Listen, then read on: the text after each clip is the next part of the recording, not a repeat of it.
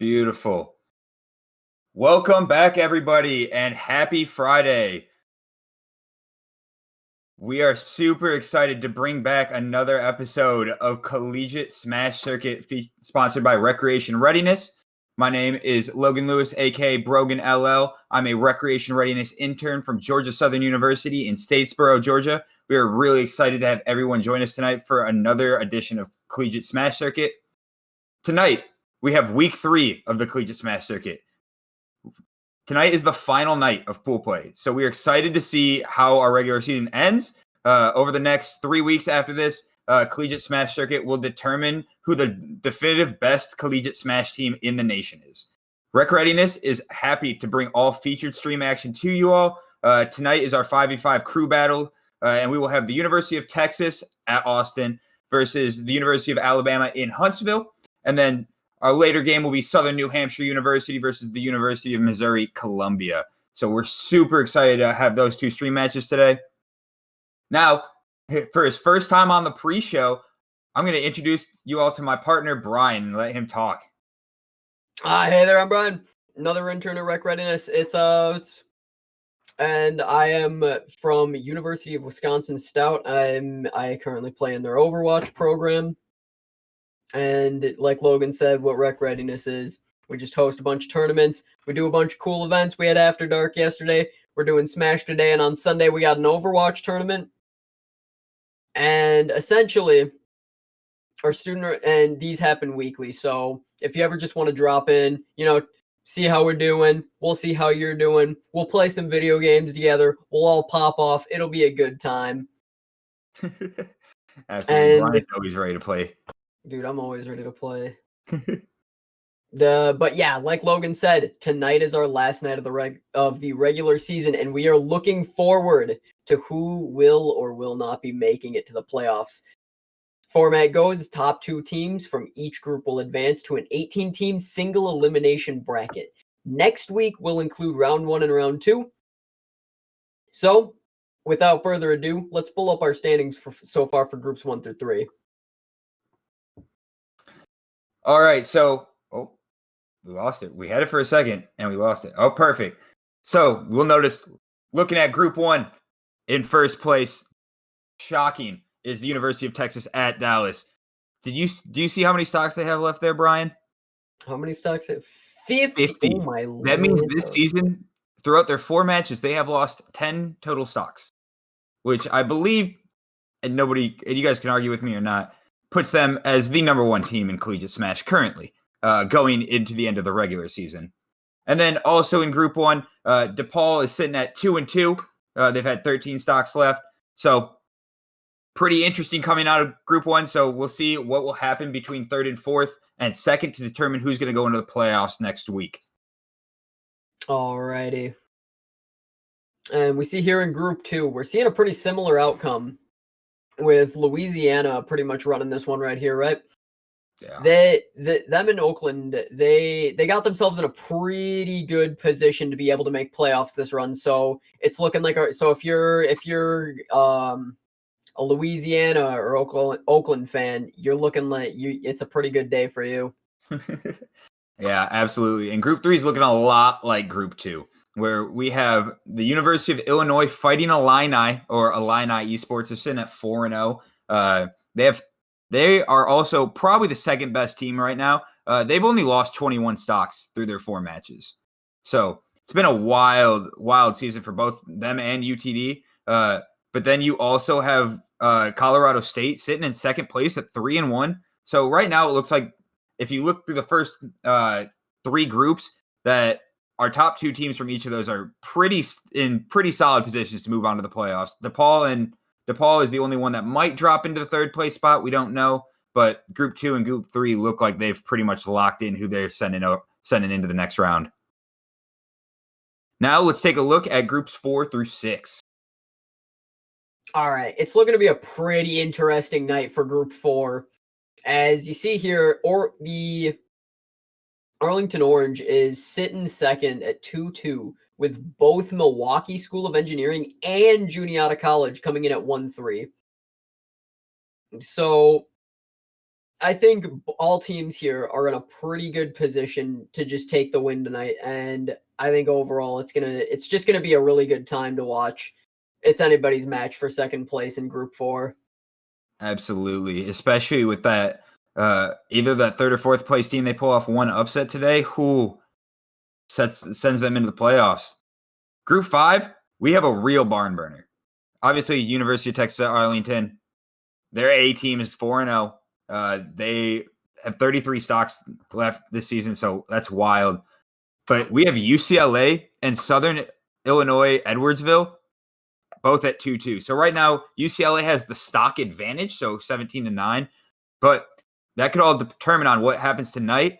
And then UCLA and SIU will have a match this week, I believe, which basically will help determine who is going to the playoffs. So Group 5 is right down to the wire.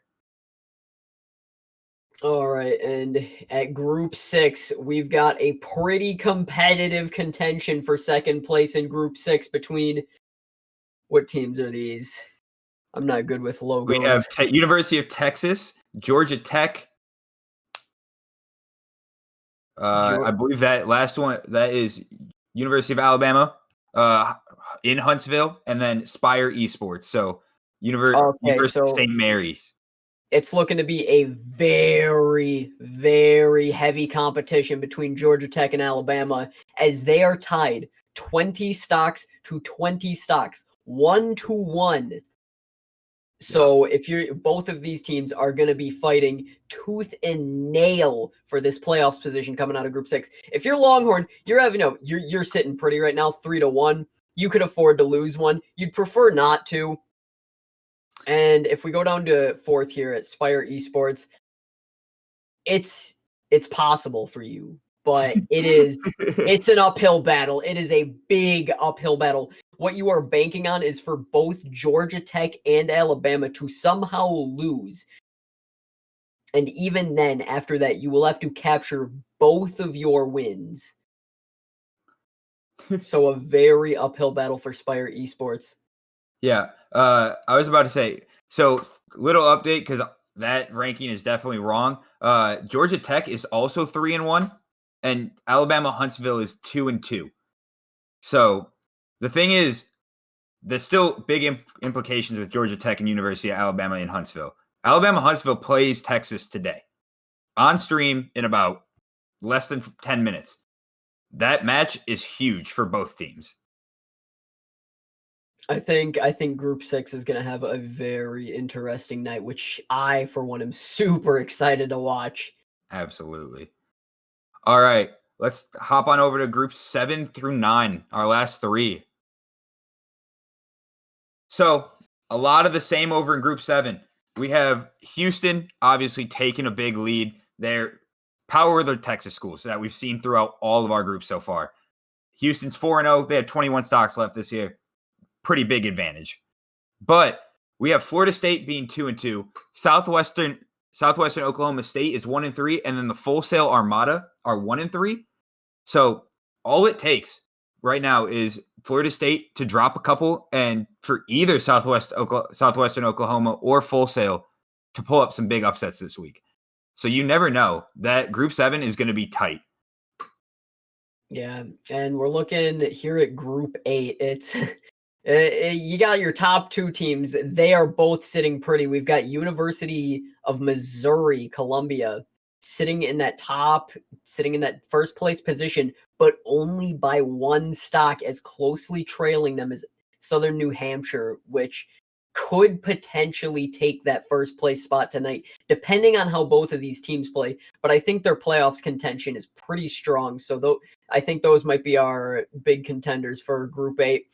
And if you see the bottom two, it's kind of a lefty flip. It goes from 3-1, 3-1 to 1-3, 1-3. Queen's in a much better position than our fourth place team there. But even still, it's looking like a rough time for Queens, because while it is possible for them to go into the playoffs and take second place from SNHU, it's gonna be a lot of hoping that SNHU fails, as well as you just absolutely fighting your heart out to try and get that second place spot.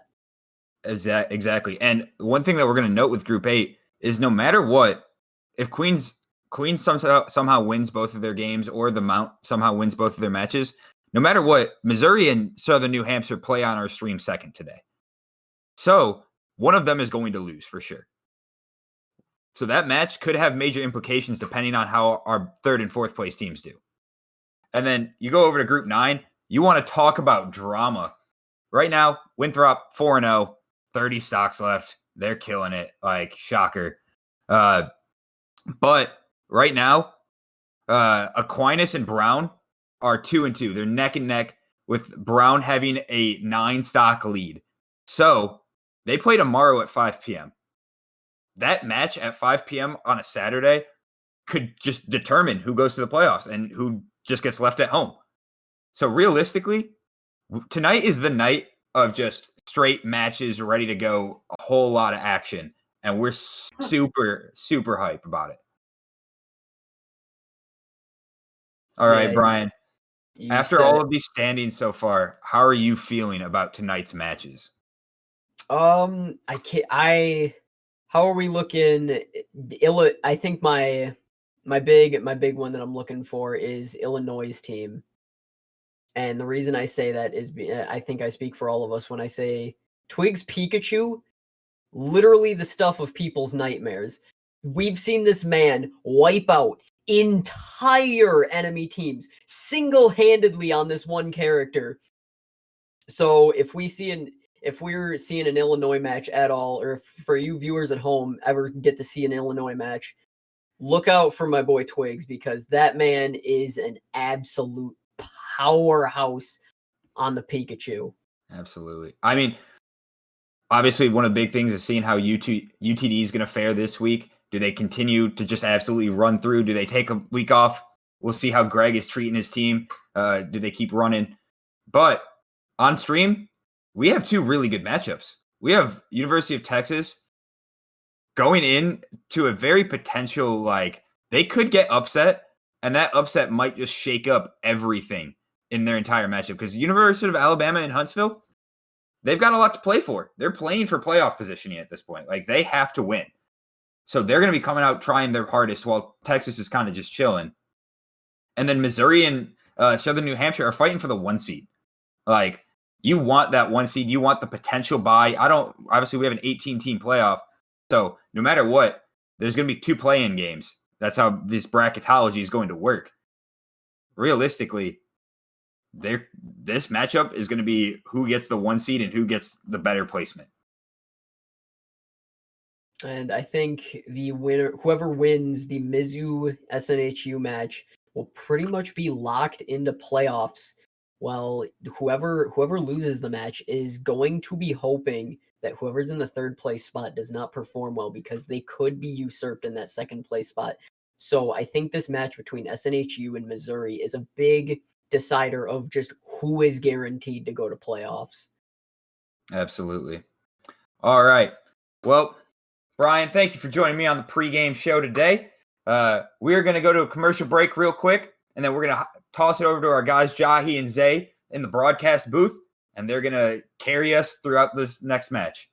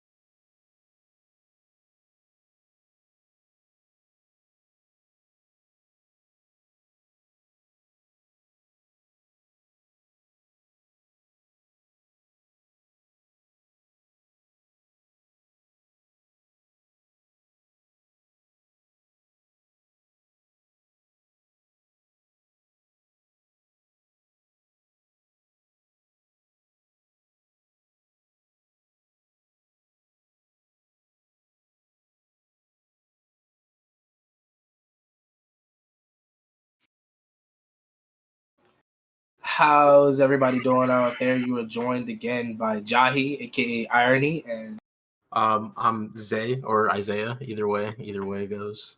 And we are back for another week of casting the Collegiate Smash Circuit, hosted by UTD's own Greg. So I'm pretty excited for these matches. I think first up we have University of Texas at Austin versus University of Alabama at Huntsville. Personally, I haven't gotten to see either of these teams. No, wait. I actually just recently saw University of Texas at Austin play recently this past weekend at our own Smash Crew battle. We actually saw them perform quite well. So I think I have a decent, idea of how they're going to do. I actually haven't seen anything outside of the record for Huntsville. So I'm here to see what comes out of this. What are you thinking? I'm really interested to see, especially, Texas teams are notoriously known for, Smash, actually. Fighting games in general, Texas teams are generally pretty scary when it comes down to that. So I'm pretty excited to see how this goes. I haven't really seen Alabama Huntsville either. So I'm really curious to see what kind of picks they're going to pull out. And I also kind of want to see if anyone's going to play one of the two new people, because I've seen some really flashy things come out from them. And they look crazy. Pyra and Mithra are really cool characters in my opinion. Personally speaking, as I've spent the last week playing against them constantly. I hate it. But I like them. They are really fun characters. I just have to play against them all the time. They have some crazy combos. Facts. But nonetheless, let's get into it. We got Pikachu versus Rob. There's no controller checks. Nice. I really like to watch Rob players. Yeah, my friend who names Rob, I hate it. I hate playing against it. Same. As someone who plays characters who don't have absolutely amazing recovery, getting gypped out by Rob, or really any character that has options that can kind of gyp your recovery really easily, I hate playing against them. But overall, Rob is a character that I hold in my pocket. He's a really fun character to play. And Pikachu's probably in the same place as Rob. I've dabbled in a lot of characters in Smash. I think this would be a really good matchup. I think Rob and Pikachu have both good tools to poke each other out, and I think that Pikachu is definitely a better character. Yeah, I was gonna say, speaking, but I'm on the side where I think that it'll be really close. I think it's gonna be really, really based on a skill matchup. Both of them, I believe either one of them can win, but I honestly think Pikachu's gonna do it just because it's Pikachu, man. Pikachu's very impressive when it comes to his approach, and Rob is a character that likes to zone you out and then occasionally get in your face. So I think that as long as the Pikachu player, or is it Bueno, can do what he needs to do, I think that he'll be golden. But we'll see. They're kind of feeling each other out, just throwing out hitboxes, poking at each other.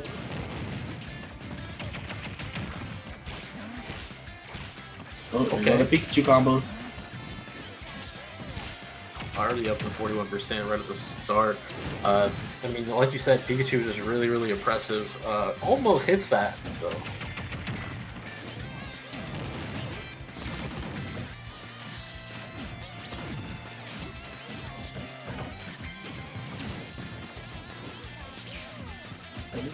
So I find it weird that they were fighting each other and both of them kept shielding each other's attacks. So they literally just ran away from each other and reset neutral. That was weird.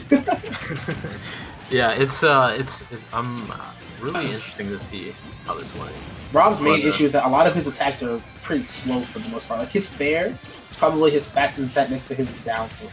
So he doesn't have really fast attacks. Pikachu, however, he has a lot of those. So he can get his hitboxes out fast, but it doesn't matter. It doesn't really mean much when you meet entire engine to the face. Oh no, he's gonna make it back. We have Alabama Huntsville taking the first stock here with Mage. Yeah, up to 132%. So pretty much anything at this point is gonna be detrimental to Mage. The only thing being probably his tilt attacks and his up air. His up air is pretty for the most part. But it's a tool literally meant for comboing and chipping you up as opposed to doing actual kill hits. Ooh. And he's still gonna make it back, I think. Let's see if Pikachu can do a little bit of stage guarding here. Okay. But with Rob being at that super high percentages, you can just see how hard that he's hitting. He lands just a couple of attacks. And you know what? That's good. Oh, he got that. Yeah. Pikachu's dash attack hits really hard, so that's a good kill right there.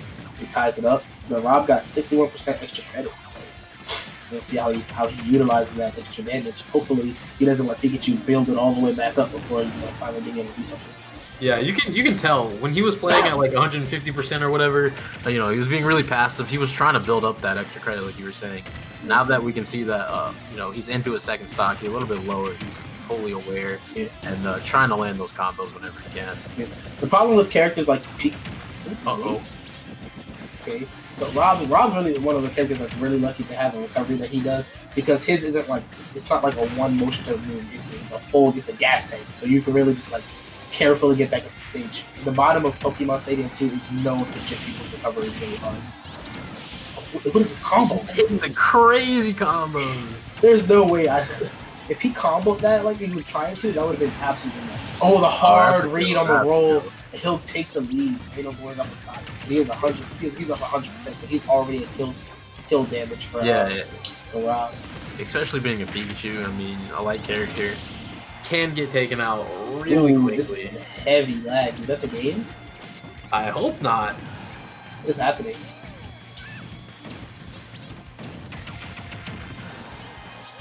Is that happening in Smash? I don't think it's in Smash. I think it's the stream. It might be our stream. Okay, yeah, we're back. Cool. All right, we're good. It was a good push. Oh my god! In that little bit of time that we were gone, and that's gonna be the first one going over to UT. And the first game will go to UT. Awesome. You love to see those. See, that's what I'm saying. Like, I felt like it felt like a lot of times that the Rob player was ahead, and that could honestly get some advantage. He hits harder. Pikachu has some trouble confirming kills once people get to a certain damage point, because literally everything knocks them away.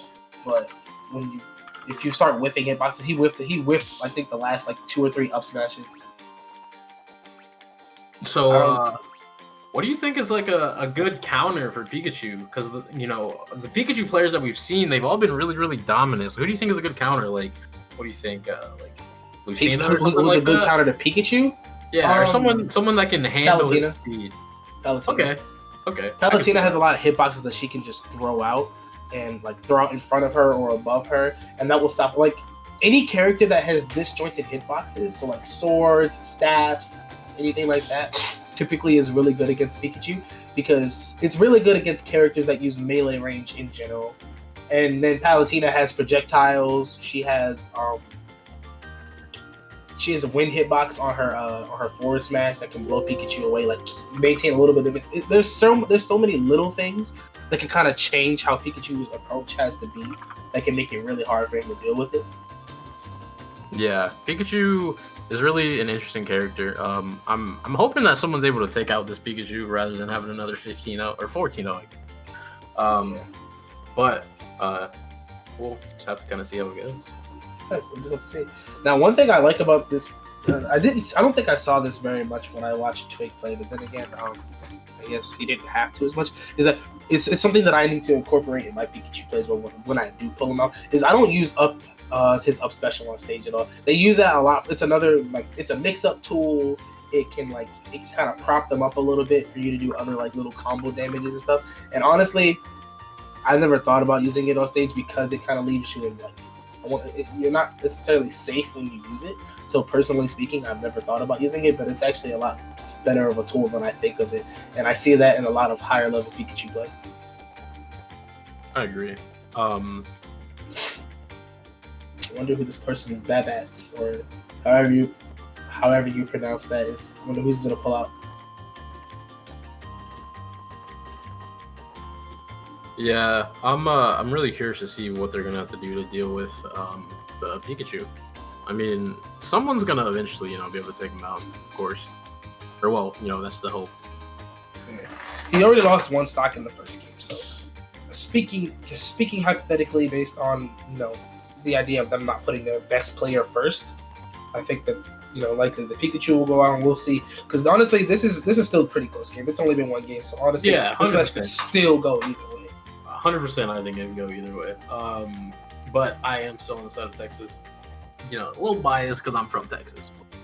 I mean, hey, I'm not from Texas, but I have a slight little. I agree. I mean, honestly, we've seen Texas just absolutely destroy teams here and there. So there's no reason for me to believe that Texas wouldn't take this. Falco, let's go. You love Falco. Personally, I like Fox and Wolf more than I like Falco. But I used to play a lot of Falco. Back when I was younger, my brother used to play Falco a lot. I would play Fox, and then when Wolf came out, Fox dropped to second place. So honestly, it just is what it is. I mean, that's more so I just never really got around to playing. Ooh, good grab there. Getting a little bit dangerous here for the Pikachu. But it doesn't really matter. Pikachu's gonna land all those crazy combos, and you get. And you try to go for a hard read on the down air, or sorry, down smash.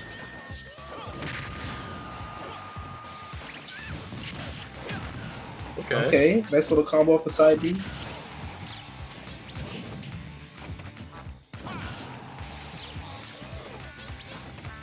Ooh. That's one thing that Falco, wow, I combined the names. Falco has, his recovery is really good for the most part, and just generally his movement in the air, I guess because he's a bird, he's a really good movement in the air, so he's one of the players that actually can challenge Pikachu's recovery and not get absolutely destroyed. However, he did just get up smashed. That'll be his first stop. So he might be able to challenge Pikachu's recovery, but he can't do too much about that. That's a side B. He got him with a nice little back air there off the read. I think people, when you take a stop, you literally don't know what to do with yourself sometimes. Or at least maybe that's just me. You start like moving around, just trying to like not get hit right off when they respawn because they're invincible for a little bit, and you oftentimes end up in these situations where you throw yourself right in front of the hitbox because they just see you jittering around the whole time.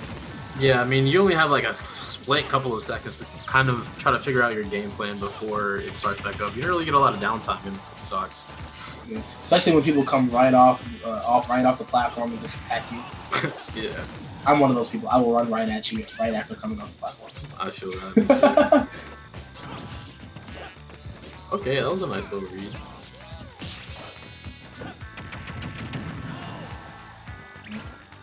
You probably should try not to dash attack these shields too much. I feel like people oftentimes do. Like, you try to get in faster, and you often try to throw out a hitbox and just see if you hopefully get a hit. But dash attacking right into people's shield is never the answer.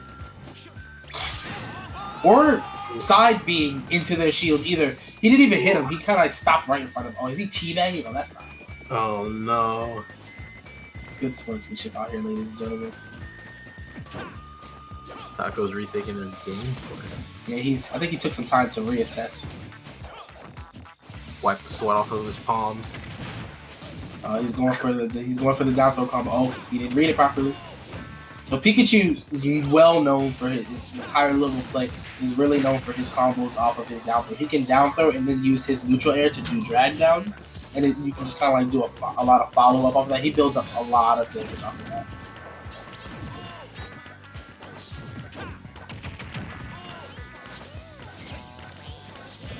Okay. I like how he's utilizing his down special. I didn't expect that to hit.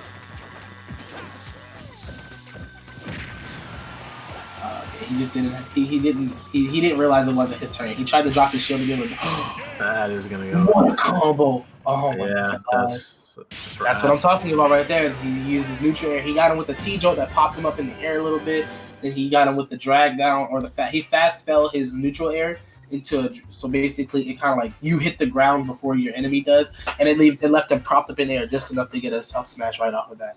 And it looks like University of Texas at Austin will go up 2. They still have their first character left. Meanwhile, Alabama they have 2 characters down. He's only got 1 stock left though, so still, I mean, who knows? Maybe this is their best player. Doubtful, but it could be. But the Falco did do a decent job. He took away 1 stock, slowly withering away at the Pikachu. Hopefully, gonna get him out this next game. Yeah, most definitely. I think. Well, granted, they took the Pikachu took the first stock this last game, so there's no telling, if he won't take another stock before he finally gets taken out this game or not. So it really is. You can't tell from here. He plays really well. I think he utilizes each of his moves pretty well and creates space like he should. I think that he's honestly been playing out of his mind a little bit. He makes little errors here and there, but for the most part, he's playing pretty clean, and I think it's showing. He's taken out 2 people so far. Who knows if he'll take out a third? Honestly, you never know. Texas is definitely a powerhouse team, so it could go either way. Yeah, Texas has always been a dominant team, but either way, like you were saying, I do think that this can still go either way. It's 9-13. They're down, but definitely not out. It's only realistically speaking, they're only down 4 stocks. That seems like a lot in terms of Smash, but in the grand scheme of things, it's not the worst. I mean, yeah, it can literally just be one person that can change the tide of the entire game. Exactly. Hey, I mean, Bueno's taking 6 stocks by himself, and he only has 3 stocks, so. Exactly.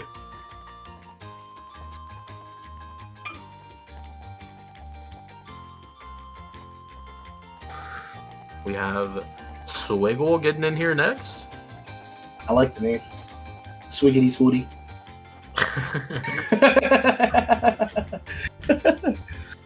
He does have a piranha plant. I believe that's what his picture is. I think that's a fish, bro. I'm not sure. I couldn't tell you. I have absolutely no idea. I think that's a fish, though, bro. I think it is. Look at the lips or whatever those are. There might be like a whale or so. Like I think that's like the mouth, and then you can see like little fins like off in the bottom right corner. I think that's a whale or something. Is it? 100% that's piranha plant. I'm so close to my monitor. Piranha plant's head is more round, bro. That definitely has like a weird goofy mouth like piranha plant has, but not piranha plant. But if it was, hashtag plant gang in the chat. Can we get a hashtag plant gang? Love it, truly do. Yeah, I guess they're still doing their bans and such. So, I mean, hey, they got plenty of time. How you feeling tonight, my man? Doing good. A little sleepy, but long days at work. Coming back to cast another game. It's a lot of fun. I feel you on that one. Got a busy road ahead of us, I believe. We have just a quick shout out, recreating this ourselves. We have our Overwatch tournament coming up this Sunday at 3 p.m. So if you play or you know anyone that does play themselves, they got a team they want to try out, they can come out for our tournament on Sunday at 3. Try to earn you some money. Or if you even just like to watch Overwatch, come out and watch. Most definitely. Overwatch is definitely one of those games where it usually goes like 2 ways. Either you're the type of person that can watch the game constantly, or you're the type of person that can't really keep up with it because there's a lot of stuff going on with the game. So, honestly, that's how it is with Smash. The people that I've talked to since I started playing Smash competitively like this, it's always either people that, I guess, I want to say there's like 3 people. There's people who don't know the game at all, don't watch it, don't really play it, have only touched it maybe once or twice in like a party or something. People who play it kind of casually, enjoy it a lot, and don't really like do one thing or the other. And then there's people who play it all the time, or like at least heavily enough that they compete in it and really enjoy the game and know the ins and outs. That's where I am. Yeah, I really think that whenever you see a player in Smash that does play this game, every single day, it makes a huge difference. There's factors that you can see. They know the different frames that they can take. They know when they can land certain combos. Whereas someone that's like more of like an amateur, they might be able to think that these combos are going to land, but not exactly going to work that way every time. Oh man, I remember the first time I ever got hit with a real true combo in Smash. I was like, "There's no way that's possible. How is it what?" I had only ever seen combos they have turbo mode mods and stuff like that people use on games all the time. And you see stuff like that happen, but I had never been hit by a true combo in Smash before 2 years ago. And then I started playing this game competitively, and I started seeing all kinds of wild stuff.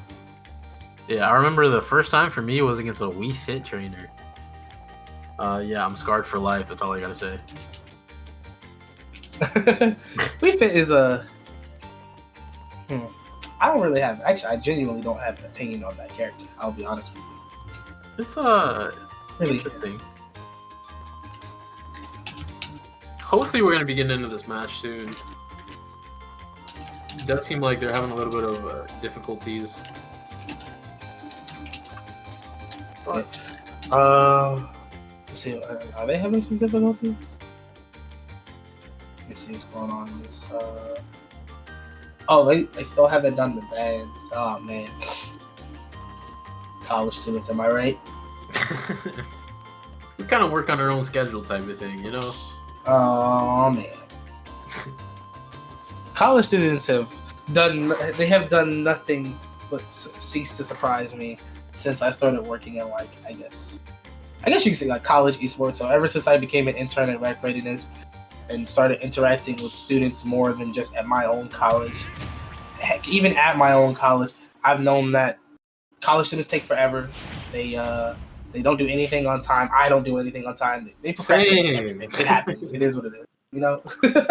Yeah, there's only so much you can do. You know, there's a lot going on with college students. But we are getting into the match. We have a Toon Link trying to take this last stock from Bueno.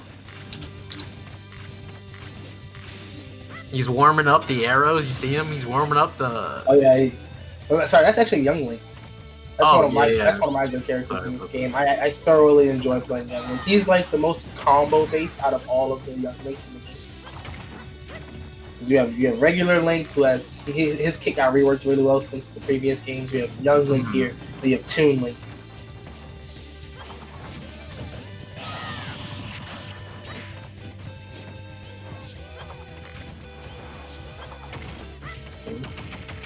Okay. That's one of the things that I like about Young Link, is that the way that Young Link plays is that he's one of the characters who has projectiles. You approach with your projectiles. You're literally jumping at your opponent, throwing out boomerangs, fire arrows, and bombs as you get close to them. So you're not really trying to zone them out. You're just using them as combo tools to really just get in their face and be irritating. Yeah, they come out really quick as well. Like it doesn't take a lot of time for them to charge up and get them out. Oh, that's so great. I think that him having the speed that he does will help him in dealing with Pikachu, but being a light character will also put you in a situation like that. You can get killed really easily by some of the moves that Pikachu has. Yeah, I believe he died there. It was like 100%. Yeah, and if you really think about it, in the previous match with the Rob player, it took him up until like 156 to really like get killed. Yeah. But he's got Pikachu up to, I would say, kill percentage about now. So Yeah, even though Young Link doesn't hit all that hard, it will take some very specific moves, like his forward air can kill, any of his smash attacks can probably kill, his forward air, his back air. But yeah, it looks like he's trying to build some space here. You can tell every time Pikachu's is close, he's trying to build a little bit of space and go for a kill here. It looks like he was trying to go for a grab, but Pikachu's just. I think his recoveries, or like the way that he's trying to get back to stage when he gets knocked away, he's getting read extremely hard by the Pikachu player because he's reading him with these. Oh, he didn't make it back. That's right. Tie up the match. Oh my. So what I'm seeing here is like he's reading him really hard. He's kind of like, you can kind of tell the approach or like the way he's trying to get back to stage is just not working out for him. Yeah, you can definitely say Swivel's palms are sweaty right now. Yeah. Are his knees weak and the arms heavy? I'm glad you got. Oh, there it is. That is his down air. Oh man. So that's one of the ones. That's what I was talking about earlier when I mentioned disjointed hitboxes. It doesn't put you in as much danger because you have an entire hitbox sitting in front of you instead of you being the hitbox. So that actually helps a lot. A lot of times, if you try to throw out a move, if you're a melee kind of character, you are your hitbox. So even if you can hit them, you can still get traded with. You can't really trade with down air with a sword, you know? Right. So that worked out pretty well for him. Unfortunately, he came out of that with only one stock left, but hopefully he can use that to maybe take some stocks in this next game, you know? Yeah, that is going to leave us at 7-12 with Texas being up still. But either way, it can still come back. We're going to have to see what kind of players Texas is going to be able to send out here. I appreciate the mom spaghetti from Logan in the chat. Appreciate you, Logan. we got some calls for Bueno to be the MVP here. What are you thinking? I mean, honestly, we're gonna have to see. Maybe this next player coming out from Texas is gonna end it all for the entire University of Alabama Huntsville. We got Glicko Man from UT Austin saying that Bueno does not represent UT. I think Glicko Man is the captain, so yeah, he's an insane Incineroar player. So honestly, he's like, hey, don't give him all the spotlight. He's definitely if he gets his chance, he's probably gonna come show out, you know. Yeah, see, that's the really fun part is right at the start, you might think that, you know, this is going to be one of their top players coming straight out of the gate, but you never really know. Like, the next player can be the best, Incineroar, like you were saying, in the state, maybe. Who even knows? That's kind of the beauty of it. I know, right? I'm just waiting for them to get into this next match. I want to hear what the people have to say. You know, I want to. Who do they think is gonna win this match? I'm trying to hear from the people. Let me see something. Let me get this poll out here. See what you guys have to say. What's y'all's motto?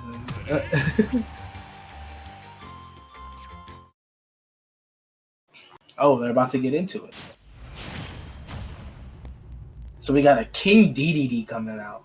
That's I haven't seen one of those in a while. DDD is definitely a very I'd say he's an annoying character to play against. He has the problem of a lot of heavy characters, which is being combo food.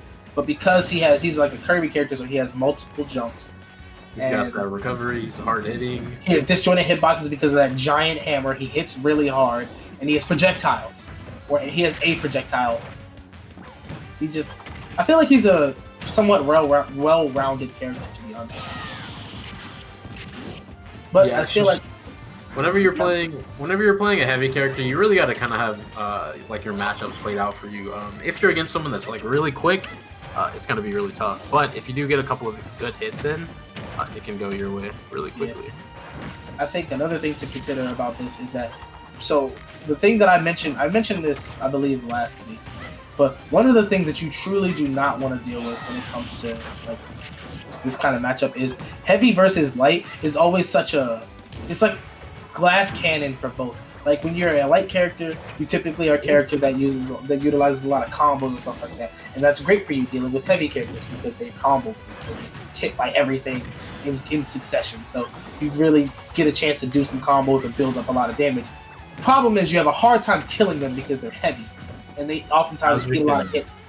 And at the same time, he's up to 148%, and he's still not going down. Yeah. I love that they're just kind of playing catch with projectiles here. Like King DDD is spitting the arrows back at him, and Link is hitting the little spike balls back. Oh, that's gonna be the end of the game. And that's the big problem right there. You might get a lot of hits in, but you don't take a lot of hits. You get hit like 3 times by a heavy character, and you get launched. Yeah, that hitbox was kind of crazy there. I see what you're saying. So he doesn't drop. Matt doesn't drop a stock here either, so that's giving them really, really good lead here to start off the rest of the game. Texas is up 12-6. Half of the stocks down still here. Remember earlier when I said you can't trade with down air or disjointed hitboxes? Yeah, that only applies to if you don't have disjointed hitboxes. You truly hate to see it. That was a quick little 1-2 though. You hate to see it, but University of Alabama Huntsville is now down 2 entire characters. Yeah, Texas is sitting here comfortably.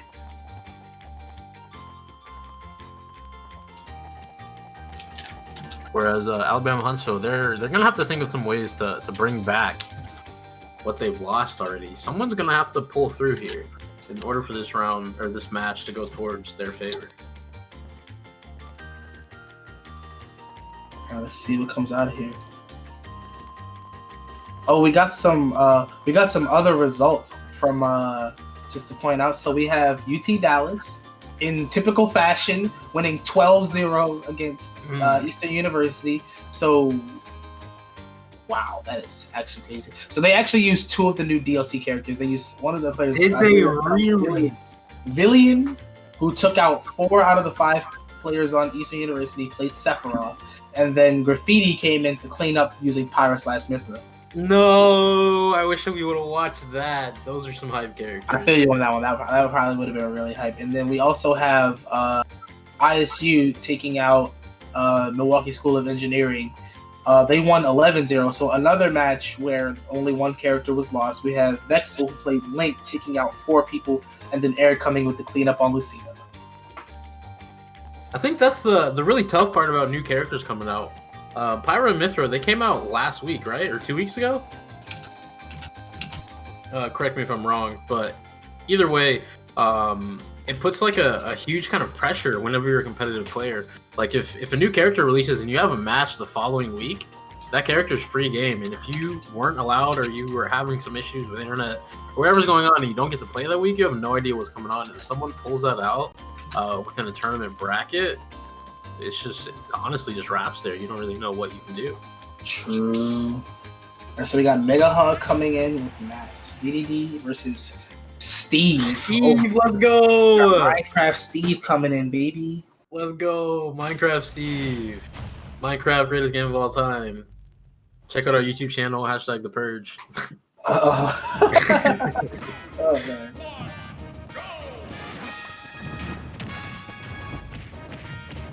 Dude, Minecraft Steve, it's so funny for me to watch Minecraft Steve. He's so goofy looking. Exactly, I love it.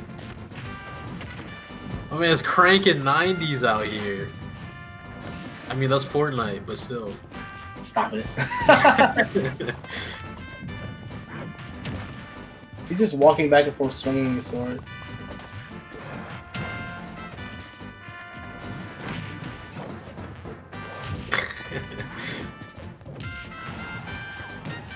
Alright, so we got Matt in the lead here. He's got 74% on him. He's, to be honest, with the DDD, I believe he's already at kill percentage at this point. So 100%. Mega Hog better be good. Oh no! He got hit by the slam hitbox and not the actual hit, so he got lucky there. Yeah. He tried to maintain it. Oh, and he hit the hammer there though. And Matt will take the lead. Matt is just getting real comfy here. He's going off stage. He's getting comfortable, and that's scary coming from an heavy. Well, that's a nice little combo there. I like it. Oh, he got 8 out of the cart, and he just that's wild. I don't think I've ever seen that interaction happen like that.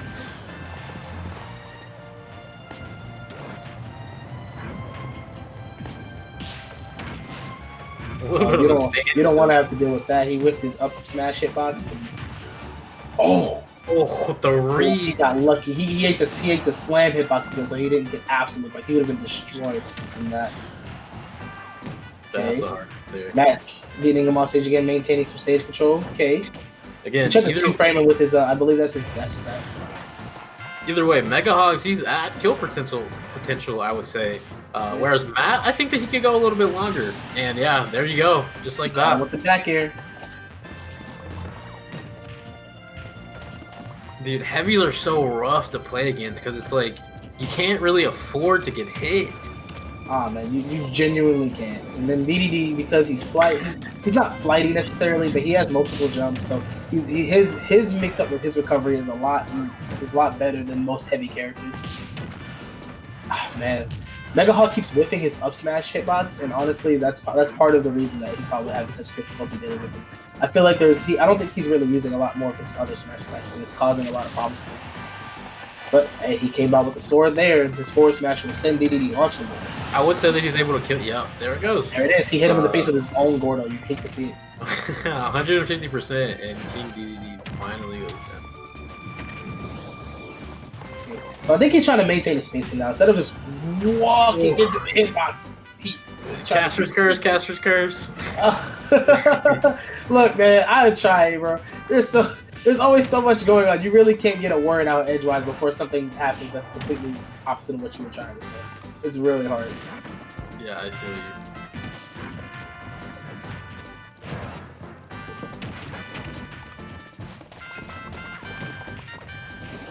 Ooh, that was dangerous. And he's at kill potential.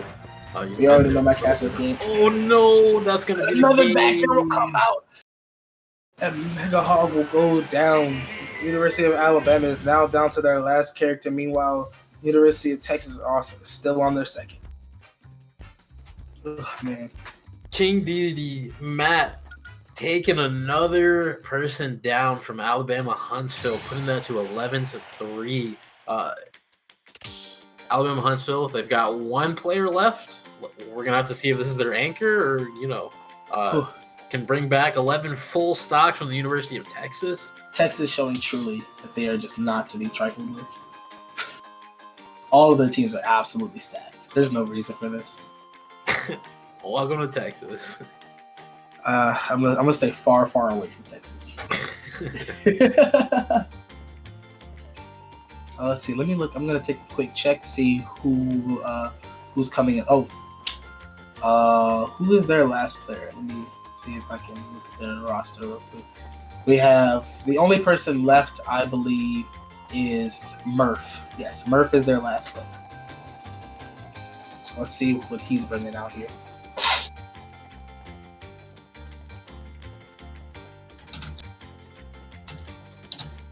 So, what do you think? What do you think about this match, man? How's it been going for you? I mean, it's been really fun to watch. I love watching heavy characters, man. They're really enjoyable for me to watch. I mean, combos are always cool and all, but whenever you just see someone land one of those big hits, like we were seeing from King Dedede, from Matt, it's just really fun to watch. Honestly, it's one of the most the things that I look forward to. Like I said in the first week that we did this. One of my favorite characters to play is Incineroar, just because of the hard-hitting power that comes with being a heavy character. So that's kind of been the highlight here for me. But Alabama Huntsville, they are going to have to bring in a Cloud, okay. But they're going to have to do a lot here to bring this game back. He's going to have to take out 4 people. Yeah, and he's only got 3 stocks, and they've got 11, so it's not looking too good. Well, if it makes him feel any better, I believe that Bueno from Texas took out 3 people using only 3 stocks. So I mean, hey, it's possible, hoping, right? Here's hoping, right? It's possible. My man is gonna have to run the gauntlet here. Very much so.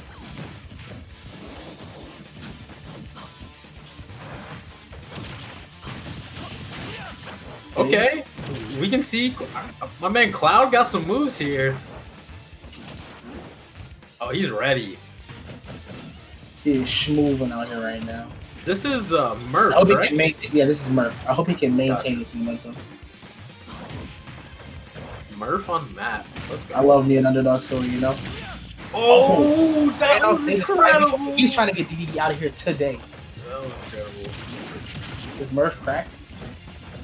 Somebody from Alabama in the chat, let me know. Is Murph cracked? What's going on here? He's up to 71%, which is arguably kill potential. That was close. He's got to hold on to that stock if he can. Yeah, he really... Ooh, I thought he was going to kill himself. Oh, But he isn't going to... He just got his limit, too. That actually would have helped him a lot. But he's going to go down. He has 2 stocks left. Hopefully he's gonna realize that if he's gonna bring this back, he's got to play a lot safer. He's got to take those risky times whenever he can, but he has to preserve those stocks whenever possible if he plans on bringing him back. Like you were saying earlier, he has to take out 3, 4 people. Oh, he gets the read, and that'll be the match there. Okay, or the game there. So he's down. He's got 3 more people to go. That is gonna bring him down to 9-2. He's got 2 stocks left. With 9 more from Texas. Honestly, I give him maybe 1 more person before. I don't know. He seems like he's very knowledgeable about his character. He knows his range. He knows his limits, it seems like. See what I did there? Stop it. Oh, man. But, I think he could do it. If he really sets his mind, I really think that he can pull the comeback here. It'll be tough for sure, but it's definitely possible. Yeah, I mean, honestly, I'm here for the underdog comeback. I'm always here for the underdog comeback, you know? For sure, yeah. That's always, honestly, that's the most fun thing to see. Whenever like the hype is going, especially when we're at like in-person events, whenever the comeback happens, the energy that you feel is just crazy. Absolutely insane. Especially at like Smash events. That's one thing that I missed.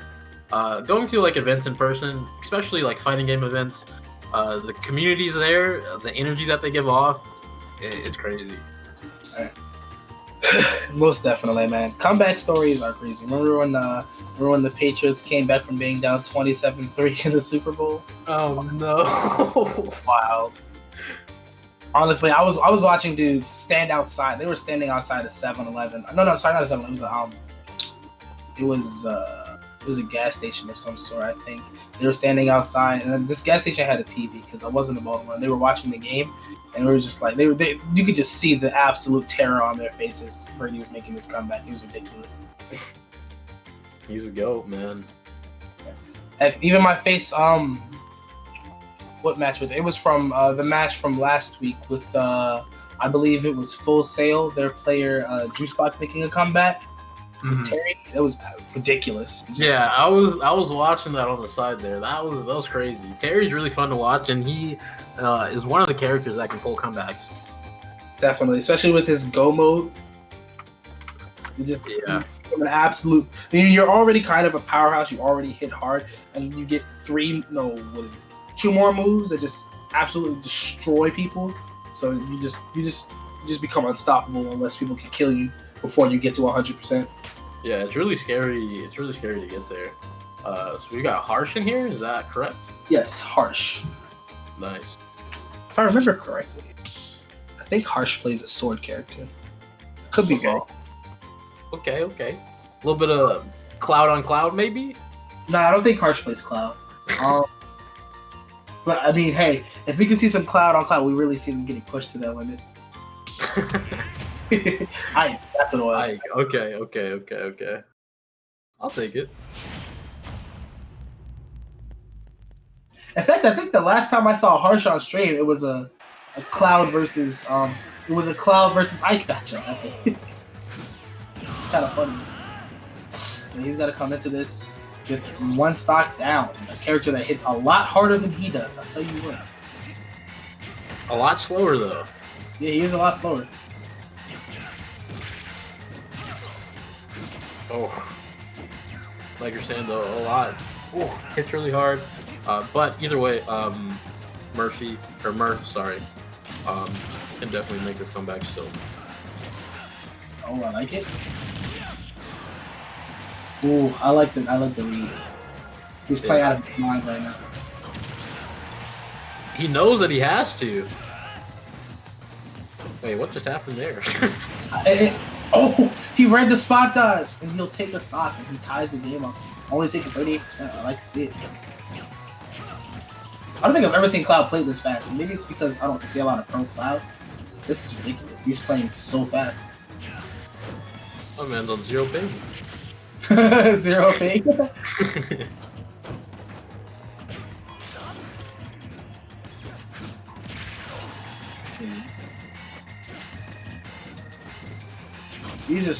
I think he's doing a really good job of avoiding the slow hitboxes that Ike has.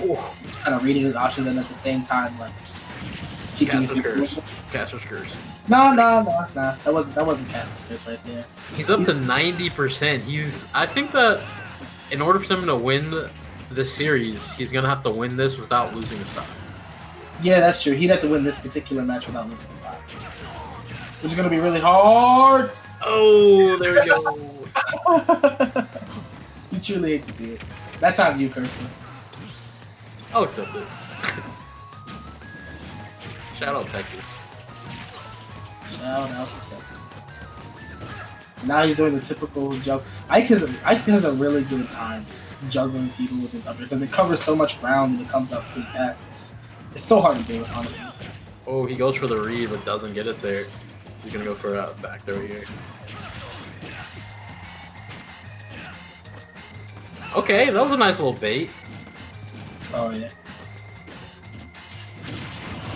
Oh, and he reads the options again. Murph comes out with some heavy reads, and I truly love this. Reads are some of the funnest things to watch in this game. Forget combos. A hard read is better. I agree, actually.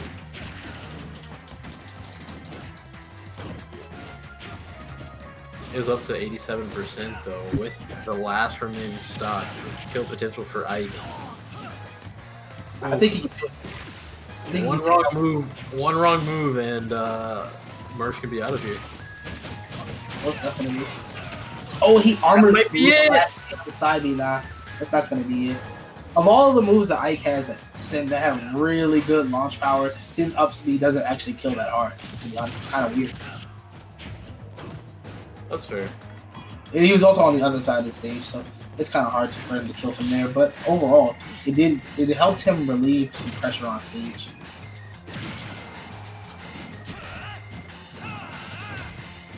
Ooh. He's doing a really good job of covering space here, just throwing out hip hops. You can tell his heart's in it. He wants this.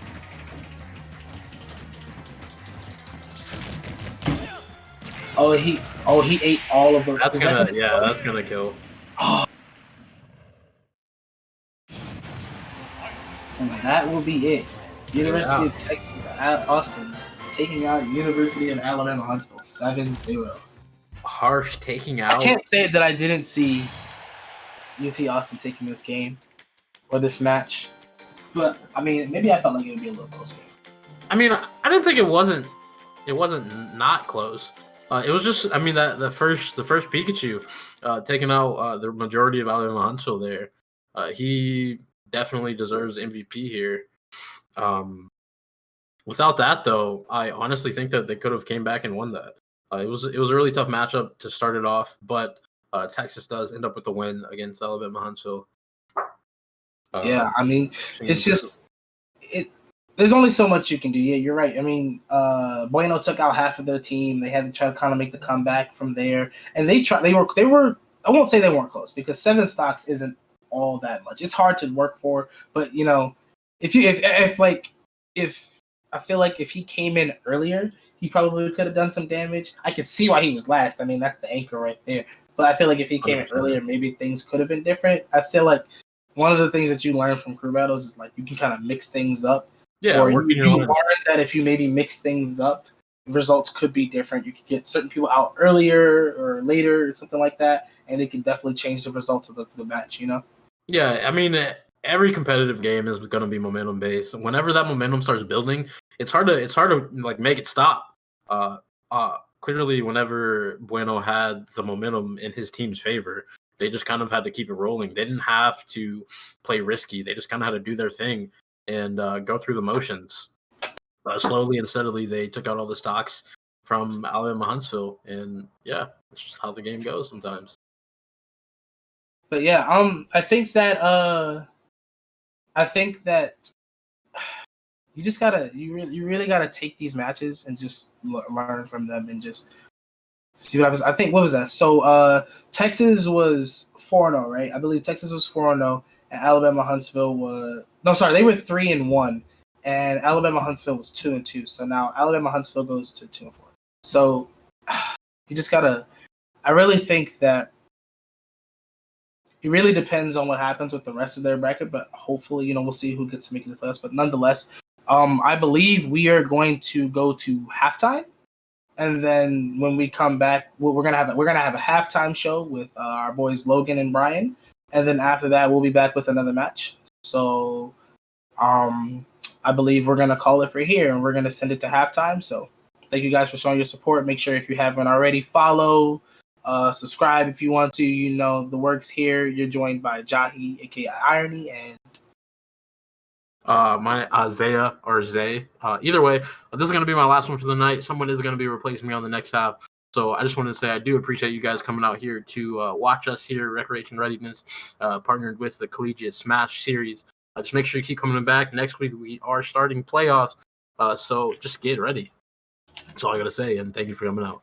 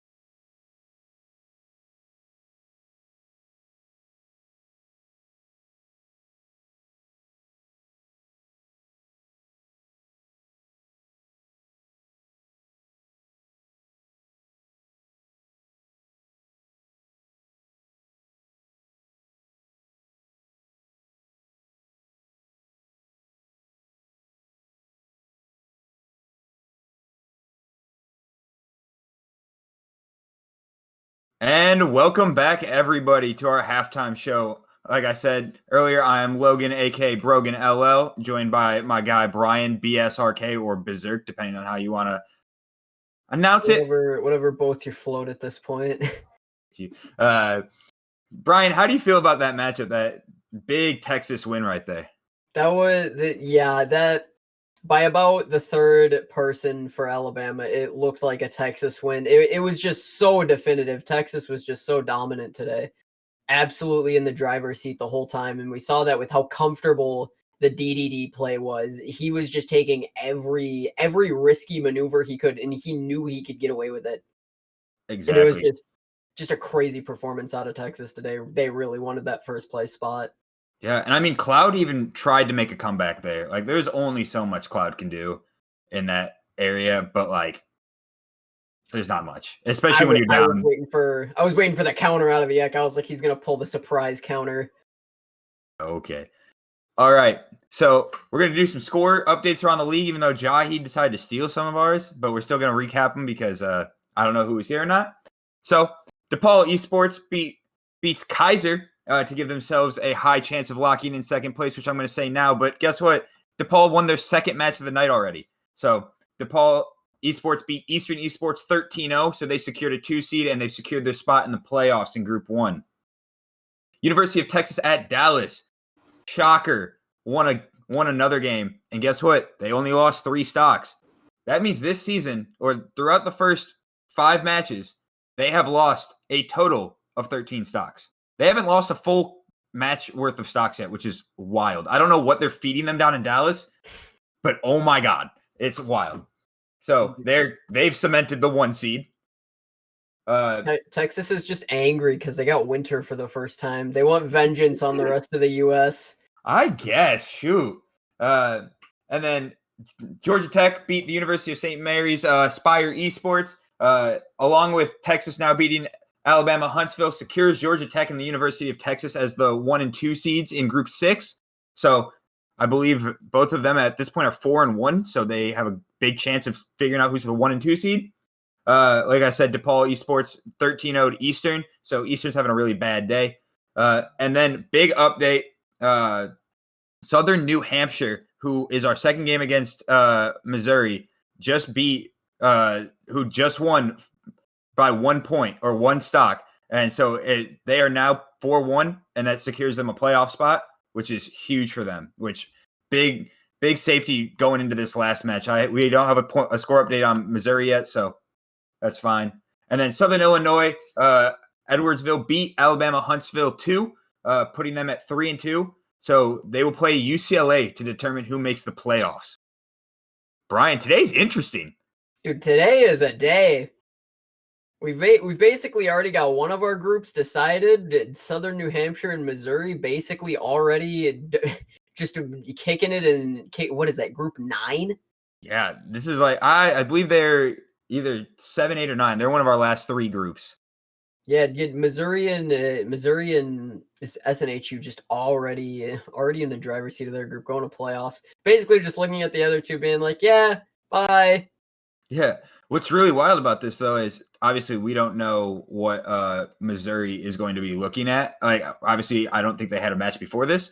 So the big thing with that is Southern New Hampshire is coming off a big win. They had a 1 stock win, which, gets them a little energy, a little bit of momentum. And then it pushes them into this momentum match against Missouri, which this could pick them up the 1 seed. And like we said earlier, 1 seeds matter. Yeah, it's going to be, and I think this was a match that we were all excited for tonight. It's gonna be an absolute clash of the Titans from what we're about to see. Both teams just very strong records, both 3-1. So we're just looking for a very good match out of these two tonight. No matter what happens, I feel like it's going to be close. Yeah. And while we're here, I want to do a quick shout out to some of the people in chat. Waltz, my guy Noah has diabetes. Love you, Noah. Appreciate you. Frozen hell. Okay. Waltz has been here all night. Babbitts. Greg Adler at one point hopped in, but he's, kind of busy running this whole thing. So shocker that we got an appearance out of him. I want to shout out my guy Brian Berserk for actually joining and getting a little bit of FaceTime today. For a second, I thought you meant another Brian. I was like, Logan never appreciates me. Nah, if you think we're going to unmod you, Noah, absolutely not. Nah, Brian, I love having you here sometimes. All the time. Also, if you guys ever stick around and see us on one of our weekend tournaments, so a Saturday or Sunday, we're going to start introducing the Brian disconnect counter. If you know me and you know Brian, at this point, I have server muted or disconnected Brian 4 or 5 times per stream because he deserves it. So bump those numbers up. Watch right now. Watch this. Oh.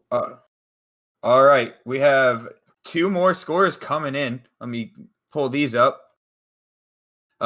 University of Texas at Dallas. They got a nice 11-0 win. So that puts their number on the season to, what's that, 13 plus 4, so 17. So they lost a total of 17 stocks throughout their entire season. And our guy Graffiti playing banjo took 8 stocks. So wild. And then Winthrop beat Aquinas 12-0. Aquinas was fighting for a playoff spot. So it'll be very important to see how Aquinas plays against Brown tomorrow, because that's a big matchup. And then I believe there's one more score about to come in. Give me about 10 more seconds. And whenever CU decides to upload it, we will update you. Yeah, overall, I think we're getting the matches that we were looking for tonight. A lot of really close ones. Southern New Hampshire clutching it by 1 stock and is now going up against their main competitor of their group, Missouri. So yeah, and just of course Texas, no surprise there, just doing Texas things, destroying everybody. We do have another score update. University of Louisiana beat Oakland with 3 stocks remaining. So very close match over on that group side, which was huge. So we've got a lot of score updates. We're going to keep you guys updated throughout all of the stream, but hopefully you guys aren't going to see a whole lot of me. We're going to go to an ad break real quick, and then we're going to get back to Jahi and Brian, and they'll do second match. Appreciate y'all.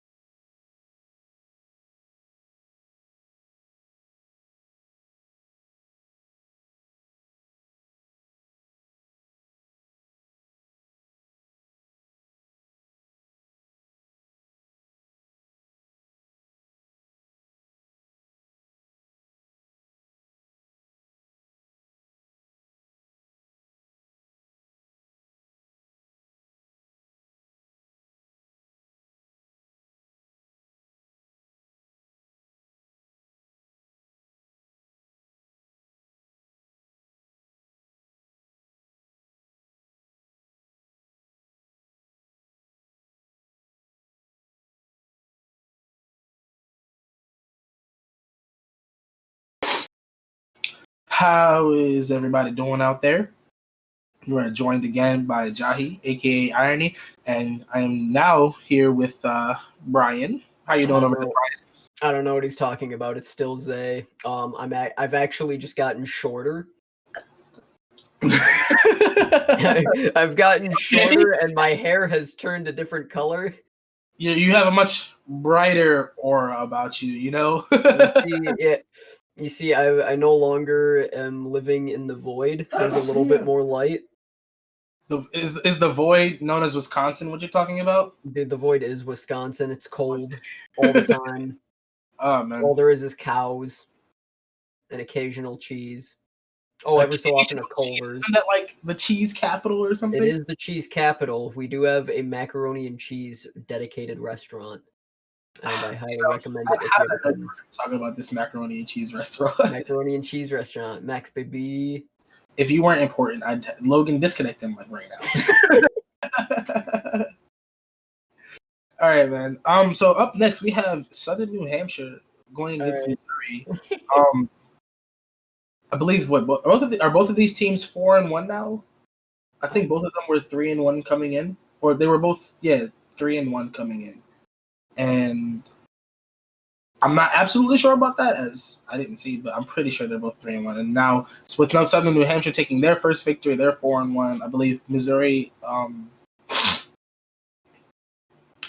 Oh, that's right. Sorry, Missouri has not played their other matches, so this will be their first match technically of the week. So they're still 3-1. So what's coming out of here will likely be either Missouri will come out of this 4-1 and Southern New Hampshire 4-2, or Missouri will go out and be 3-2, and Southern New Hampshire will finish off 5-1, finishing out strong.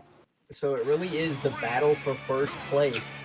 And we're going to start off with the Captain Falcon on the side of New Hampshire. Missouri bringing out the Robin. First time we've seen this match because I love Captain Falcon. As soon as I see Captain Falcon, I'm automatically inside. There's just nothing more enjoyable. Jahi now wants New Hampshire to win. Off the strength of that alone, yes. Off the strength of the presence of Captain Falcon. Not necessarily the entire crew battle. Definitely this match. I'm here for this. But it's looking like Jahi's not going to get his wish though, as Frozen One is already up to 96, while Zoinks is only at 13. A very big gap, but Frozen's trying to close that out, and he's doing a pretty good job of doing so. But as we say that, Zoinks going to take the first stock within the first 45 seconds of the match. Oh man, I don't want you to be crushed yet. Jahi crying internally, using the drain to put it at an even percentage. Robin trying to cast a little spell there, but he seems to have run out of mana, so he just gets kicked clean in the face. Frozen going for a ledge guard, but it's not gonna work out. But as he's going to just keep him off this ledge, and I think that's what he's trying to do. He's trying to even out the stock, but Zoinks not gonna let him. Just charging up his magic mana right here, going for a fire, but it's gonna miss. And he's just trying. I think he's just trying to spam him out with spells right now to even the percentage out. Most definitely. I think that. That's a nice little combo there. The down smash into back air confirm. He's trying to I think he's really trying to get this stock out of here, so he doesn't have to build up too much damage. Because the longer you take, the more damage you end up taking, the harder it is for you to win the match. I think that. Trying to get really confident with that ledge guard, but it doesn't work in his favor as he gets comboed and eventually just has his first stock taken out, and now we're at 2. We're now at 2-2, but Zoinks on a pretty good lead. And right as I say that, he's gonna hit him with the up B, not the up B, down B, going to take him down to 1 stock.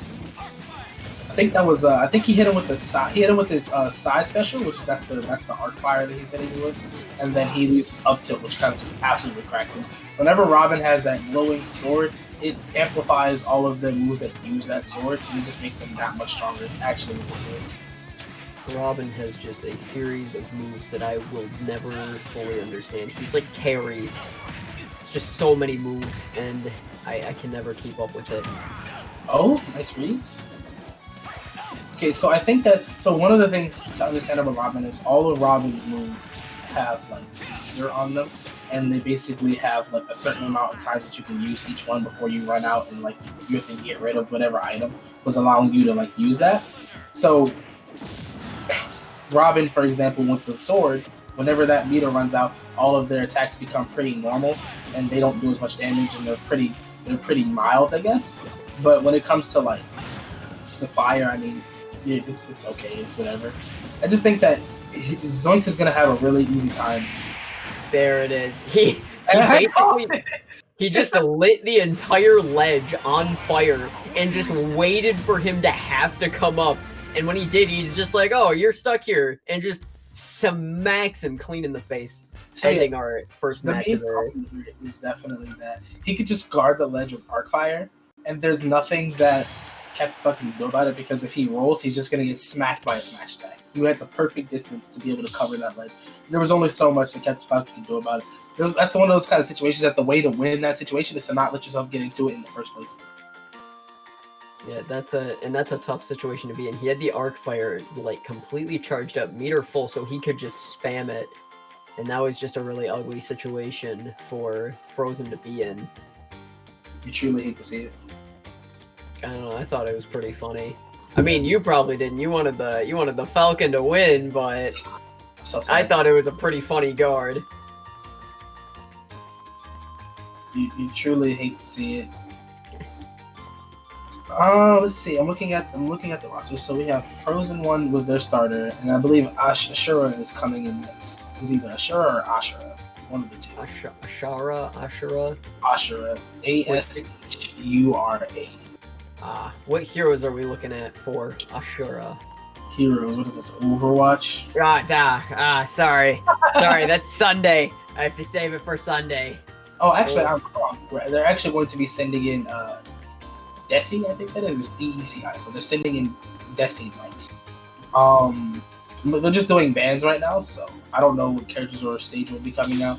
But just gonna wait and see what happens. I mean, so we have Missouri taking the early lead here. What do you think that means for the rest of this game? Do you think that that's a healthy showing of the strength of Missouri and whether or not they'll be able to continue this kind of momentum moving forward, or do you think this is just the beginning and that maybe New Hampshire will be able to turn it around?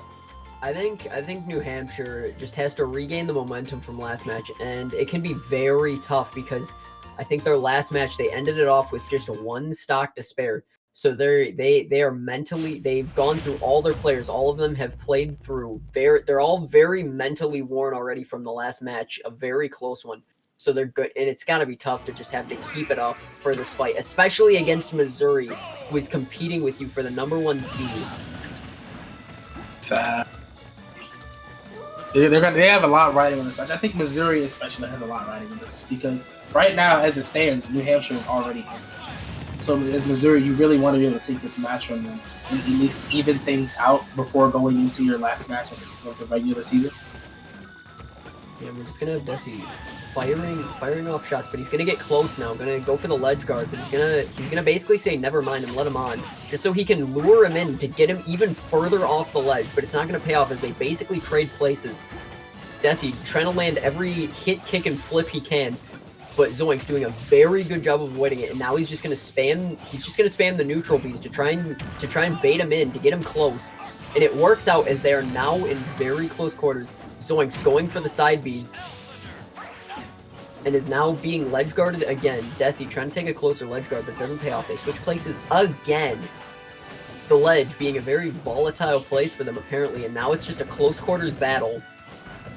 Most definitely. I think that one of the things that will at least be able to help Desi in this situation is Desi has projectiles, so he can use those to maintain some space. And he also has, I guess, I would say that Desi has at least Wolf, I should say, that's reliable. Zoinks isn't gonna make it back up. Captain Falcon has to work really hard for a lot of things, but that being said, you're right. Desi ends up taking the first stock, and Zoinks did not make it back to the ledge after I think he got poked off of the platform.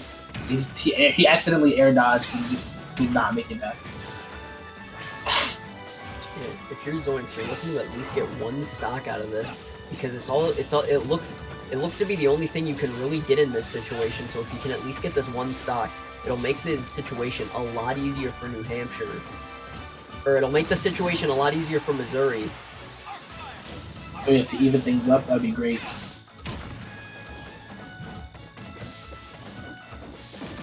But Zoinks not letting go yet. Looking to at least get one stock, and Desi not even gonna get back.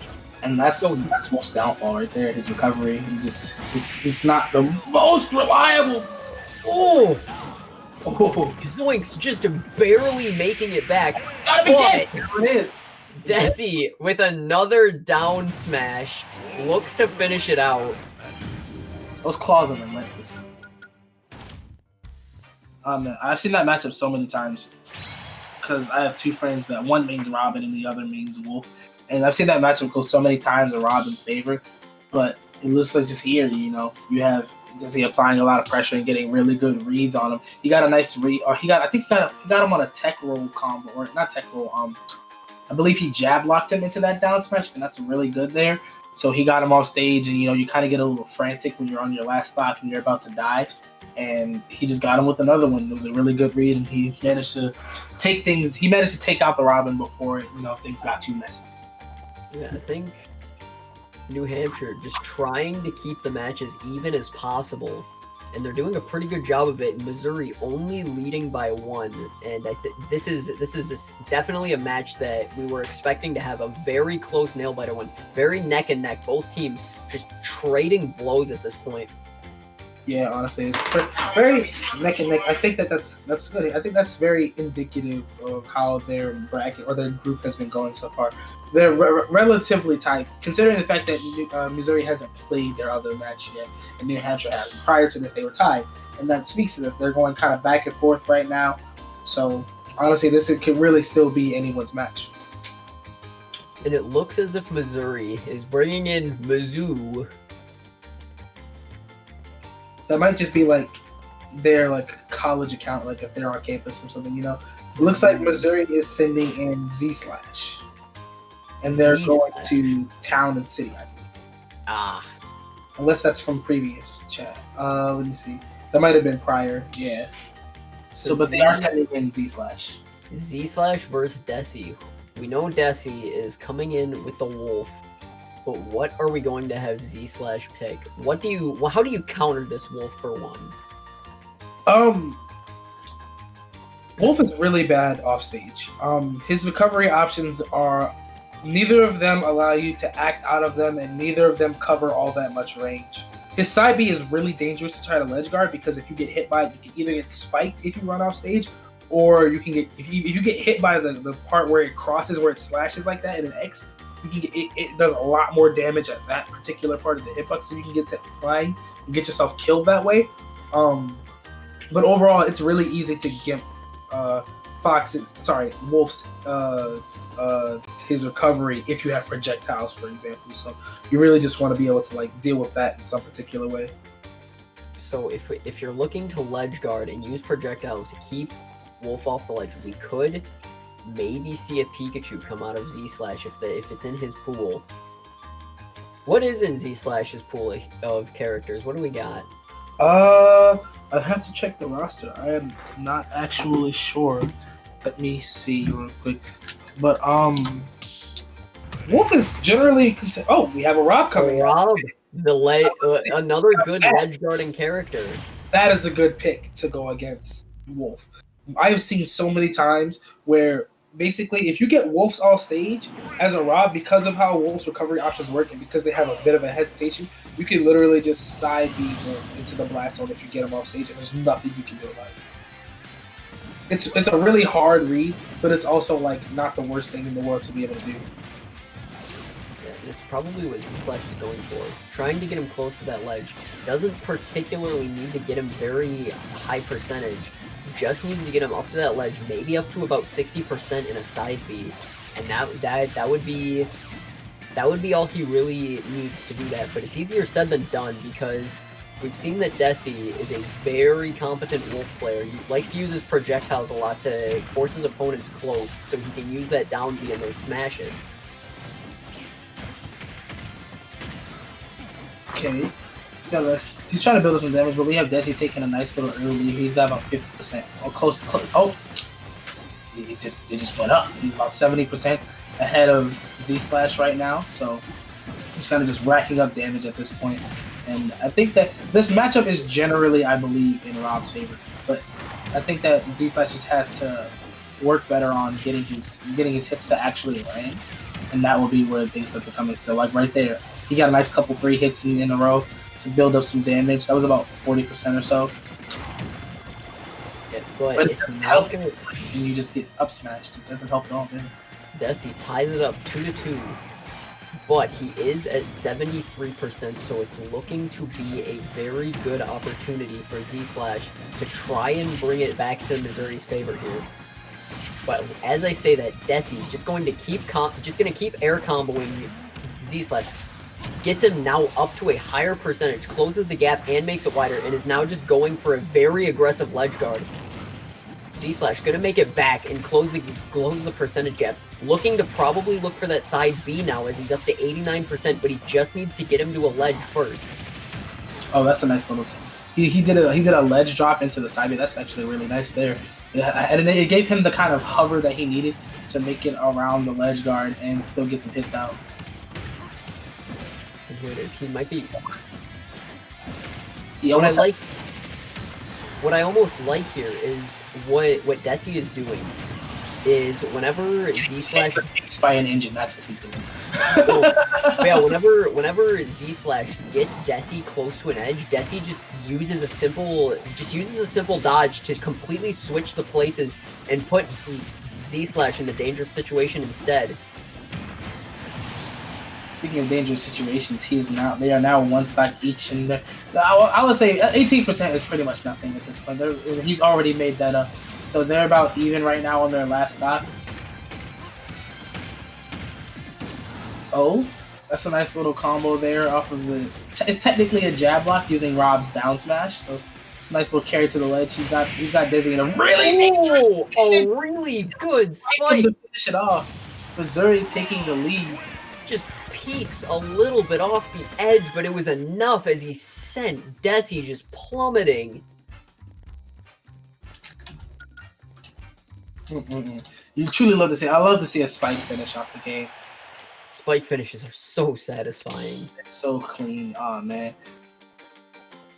Like, part of why I love playing Toon Link is just for the spikes, just for the down smash, the down air spike, where you get him off the edge. It's a risky maneuver, but it's so satisfying when you get that perfect plunge. Smack him straight downwards, and you're just sitting there having the time of your life. Honestly, unless they changed it. What I want to know is, what have you been listening to? Have you been watching these broadcasts on repeat or something like that? What did you like grind Smash? When did you start learning Smash, Brian? What's up with that? I guess from just trying to cast all these. I guess just casting all these is giving me like some sort of familiarity with the game that I used to actually have a pretty good amount of. I feel you on that one. I guess I can appreciate that if you're learning from us talking about it so much that it's helping you increase your understanding of the game. Just through casting these, it's like you know, the avatar state. My chakras are aligning in all my Smash. All right. You know, that special spot in my back just got hit, and now like the eyes glowing, and I'm like, I know everything about the game now. Understood. I wonder if we're gonna get to see any of the new characters pop out here. I mentioned to Zay earlier. We had a I believe it was UT Dallas that used 2 new characters in one of their matches. They used Sephiroth and Pyra. So I wonder if any of these guys will pop out any of the new characters. I'd honestly love to see some high level Sephiroth or Pyra and Mithra. I have never seen any Pyra and Mithra yet. Oh man, they're really cool. So basically, the way the 2 characters work is Pyra is. I'd honestly call Pyra like a better Ganondorf. I mean, she's like the fire version because Pyra, and she hits hard. She moves kind of slow. She's relatively heavy, and she has a really good zoning tool in her side B, which kind of like chucks the sword out and it spins in place and kind of like creates like a lasting hitbox. Pyra's very slow, hard hitting, just generally, worrisome to deal with. Mithra's really fast and has a lot of, hitboxes that she can throw out that are multi-hits that are just generally annoying to deal with. But they're overall a pretty decent character, I think. I think they'll be like an ESP team. Nice. But what we have coming out here is we got a Yoshi. We got Duffy on Blue Yoshi. I've never seen anyone use Blue Yoshi, so this is new for me. Whole new character. Never seen this man in my life before. It's an entirely different ball game. I usually see people use Pink Yoshi because it looks like he has Tim's on. Hey man, are you even playing Yoshi right if you don't have drip? Yeah. Now, what I think is what we're probably going to see here is, and I've seen this matchup so many times. Oh, Collegiate Smash Circuit. Rob has a really hard time with dealing how oppressive Yoshi's approach can be. Yoshi can chuck out eggs. He has armor on his second, on his double jump. He just gets all up in your face, and Rob isn't fast enough to be able to do it. yeah, we're seeing that come to fruition right now. As Duffy is just walking all over Z-Slash right now. And he has hard-hitting multi-hitboxes. He just goes in the egg. He can't do anything. And that's all he needed. That's all she wrote. Z-Slash gonna be sent packing as our Yoshi on the side of New Hampshire University evens up our match. Yes, sir. Let's see who we're gonna get out next. I mean, honestly, Yoshi could be a pretty hype character to watch. I think that Yoshi gets slept on a lot. Not in Baltimore, because everybody in Maryland apparently mains Yoshi for some reason. But I don't see a lot of Yoshi play outside of it, and I think that Yoshi is just he has hype. You know, Regional mains. Everyone in Baltimore playing Yoshi.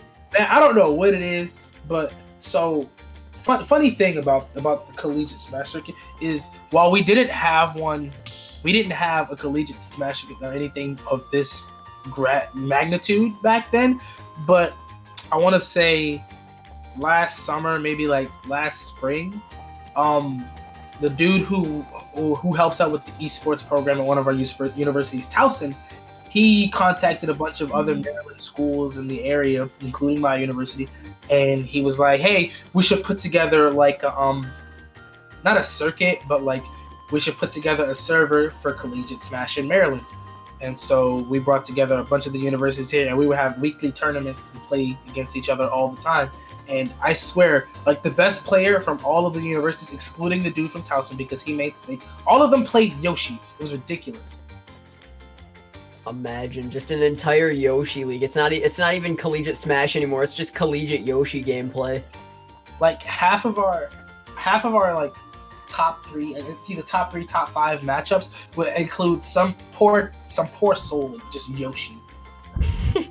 Just like, bro, this is ridiculous. Please help. Please send help. I know. In my freshman year of college, when the new Smash came out, it was just an entire slew group of just unused characters. You had me, who ran a lot of Toon Link, a lot of Greninja. I had one friend that literally just ran nothing but Jigglypuff. Oh my god, it was great. Not Jigglypuff. Oh no. Jigglypuff, the menace itself. Jigglypuff is weird to deal with because she's so floaty. She doesn't get comboed by a lot because she's floaty. Her weight makes it hard for her to like stay in combos.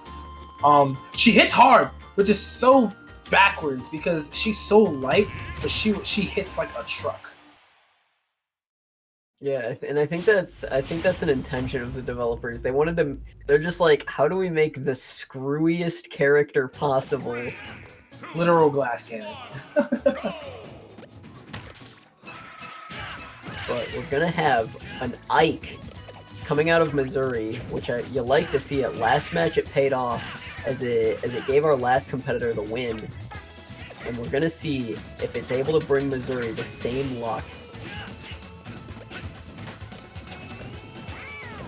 I think the big issue, right, is Yoshi has so much potential to play at a range and to just completely control your opponent and essentially keep them where he wants them to keep them. But with Ike, you have to get close. You need to get up close and personal, and you need to be there for a while to do a lot of damage with Ike.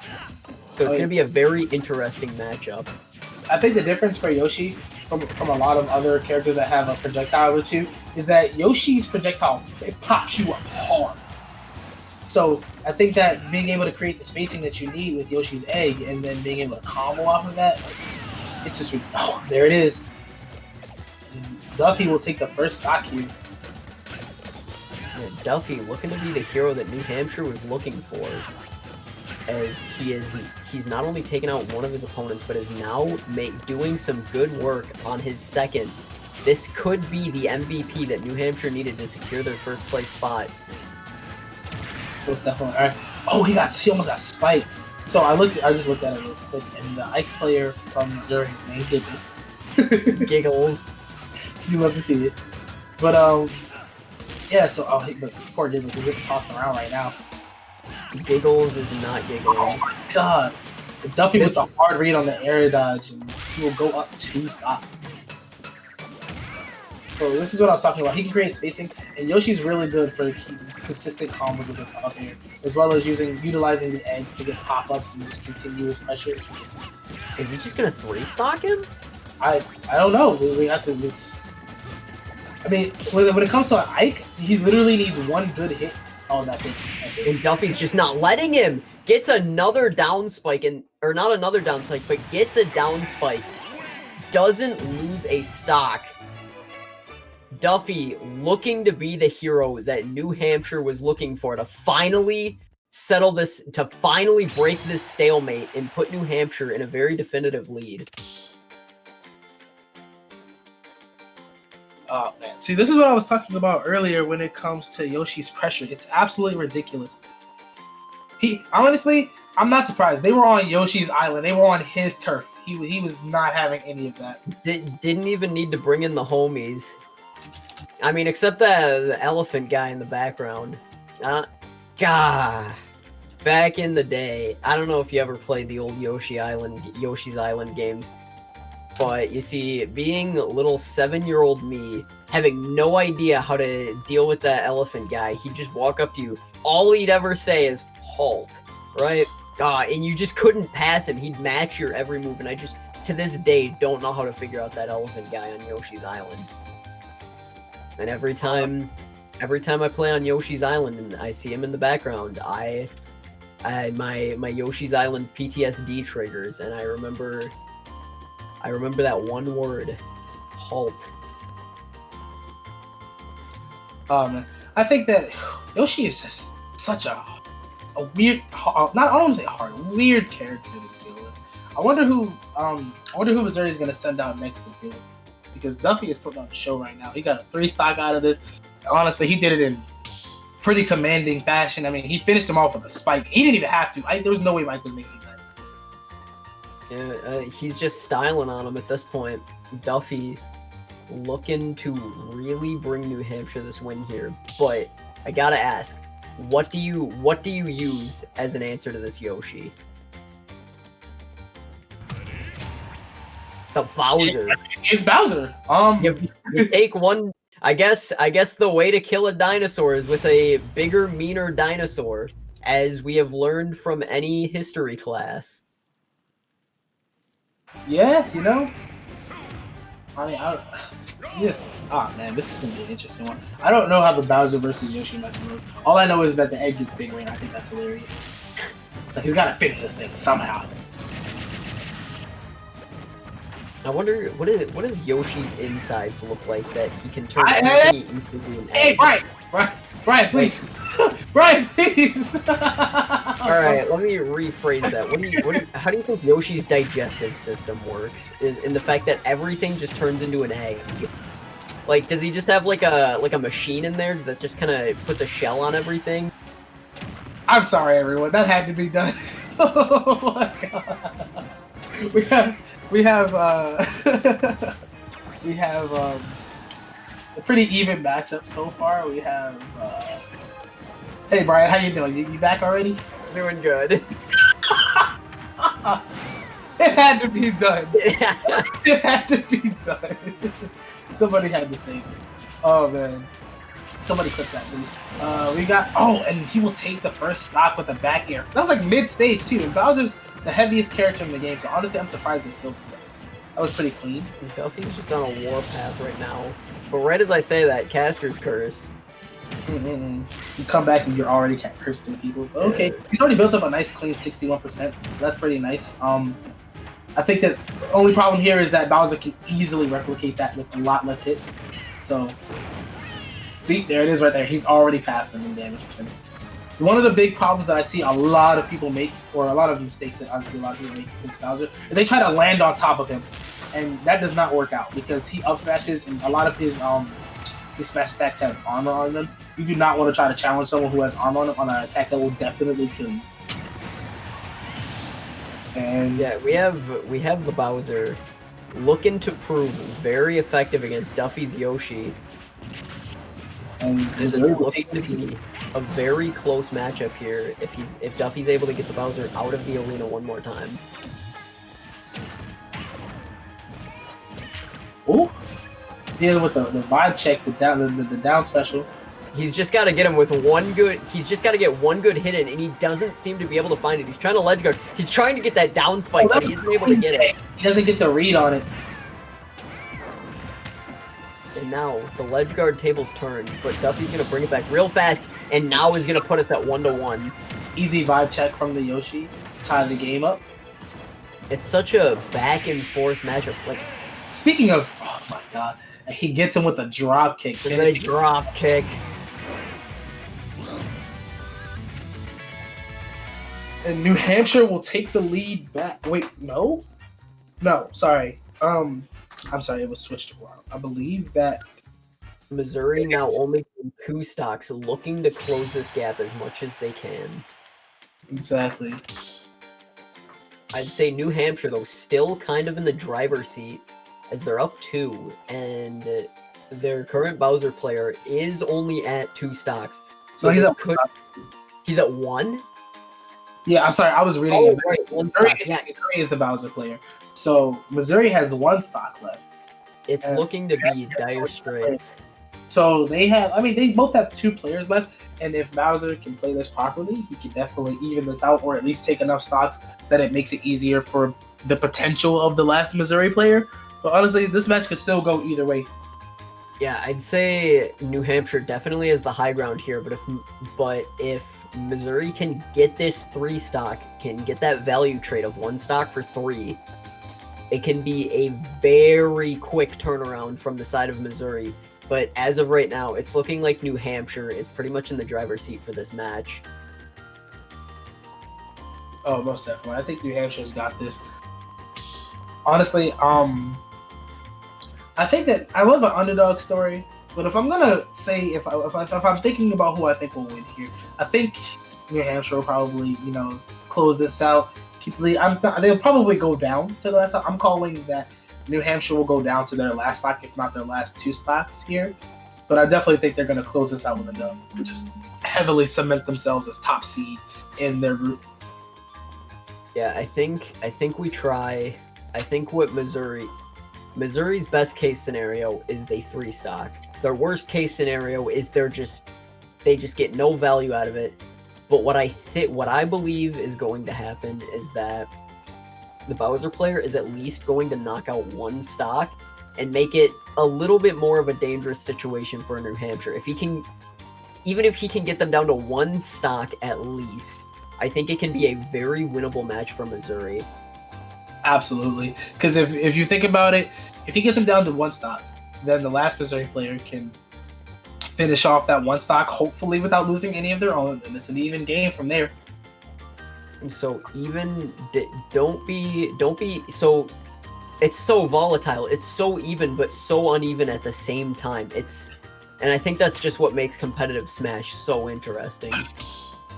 Yeah, competitive Smash is honestly it's wishy-washy. There's nothing cemented about any of this. So we have Ashura coming in for SNHU, and I believe they're going to be playing on Pokemon Stadium too. I think most of these matches have happened, excluding the match with Duffy and Duffy and his player. I'm sorry, I'm forgetting their name. But most of these matches have been played on PS2. Honestly, PS2 is the typical gentleman's agreement to go to. I mean, it's a very solid stage. It's even a classic. It's a classic. Oh, we got Ken coming up. Ken. I love it. Ken's one of the most mechanically difficult characters in the game to play, and I think I enjoy characters that are hard to play. Get ready to just hear Shoryuken. Shoryuken.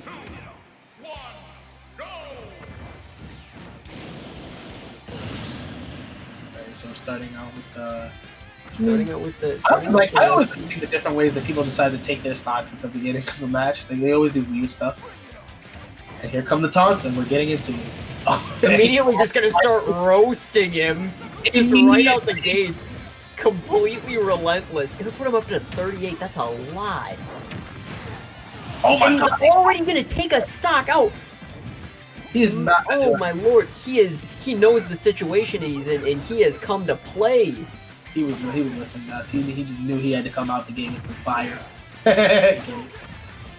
Yeah, the man literally blazing a path. That was such a quick takeout, though. It took 30 seconds. And he's already looking to set up for another one. Puts it 1-1. Missouri might actually be able to turn this tide. It's just Mizzou is... This Bowser player is just absolutely dunking on Ashura right now. And if you're Ashura, what do you do? It's not even a question of if he's going to be able to like take some stocks just to help his last team. Is he going to finish? And there's another fire. Is he going to him up to 50? Real question at this point. He's at 75. He's at kill percentage now. Better be careful. Bowser looking to shut this one out, and he gets the hit on him, and that's game. Can to completely reverse the situation. Now New Hampshire's the one in the hot seat, hoping that they can finish this out. Maybe I was wrong. Maybe it's just me. Wow, who is this Bowser player? I know his name's not Mizzou. Who is this man? I think his name I looked at is Kyoto Hawk. Kyoto Hawk. Kyoto Hawk, maybe? Kyoto Hawk. Whatever his name is, he is the hero of Missouri right now. Oh. Absolutely turning this tide completely around. Now it's New Hampshire who's on the sharp end of the sword. As Missouri now just has to take out this last player. And if Kyoto goes any hotter than he just did, it's going to be a very quick shutout on the side of Missouri. I think so. The problem here is, and I think this is less so a difference in skill and more so a difference in mindset. If I'm that Ken player and I start out and I immediately get racked for 38% off rip, I'm like, all right, I got to reset. And then I think he got hit with like a forward tilt or something like that, and then immediately got forward smashed into the blast zone. Like he got taken out so quickly that it messes with your mindset. You're like, okay, I don't know how that happened, and I don't know what to do about it. New Hampshire, though, washed down for the rest of the match. There was nothing he could do. All of their momentum just halted. They're gonna have to bring it back. Mentals have got to be boomed right now on the side of New Hampshire. They just watched a very heavy blow to their chances of taking that first seed. Oh man, you surely hate to see it. And let's see if Kyoto can get value out of this last stock or even just shut it out right here. Another Rob coming out of New Hampshire. I mean, hey, Rob is a very solid character, and I think Rob probably won't have as difficult a time with the matchup as Ken. Rob having projectiles and the means with which to hold off a Bowser, I think that will work out in his favor. But that's just matchup. But as we say that, another good fight, another good long fire breathe coming out of Kyoto here as K-Blob, I don't know. K-Blob is already at 65%. Looking to even that percentage out, but Kyoto making it very difficult for him. Catches the disc and throws it off. It is just landing these big hits. I like the kind of game that Kyoto's playing is he's dodging all of these Rob combos and he's waiting for that one window because he knows as Bowser, he just has to get in a couple good hits and he's already got him in kill percentage just like that. And he's basically just biding his time, waiting for that window. And it's starting to pay off. This is really not good for New Hampshire. They're already down a stock on their last player. Meanwhile, he just needs to get one stock off of Bowser. And he just can't seem to land the lethal hit. But he does get him ledge guarded. There it is! Just in the spike! And he's going to hold on to Hope. Hope still there for New Hampshire. But it is an uneven fight. One stock versus three. And, Jahi, we were talking about it, that this was looking to be a very neck-and-neck match. Oh, yeah. And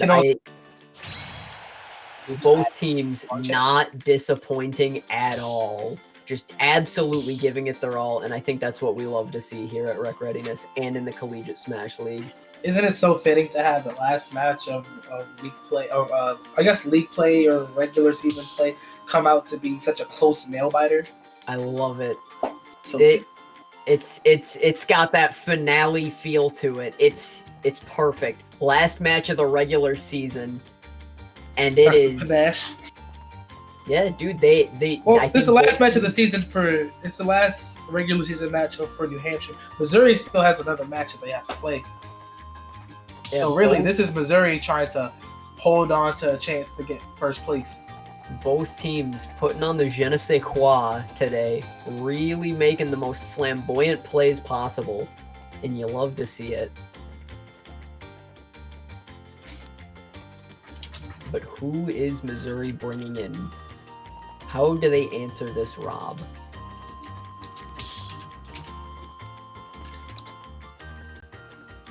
I don't know. I mean, I'm interested to see what they pull out because Terry, the golden Terry, the Terry of Terror.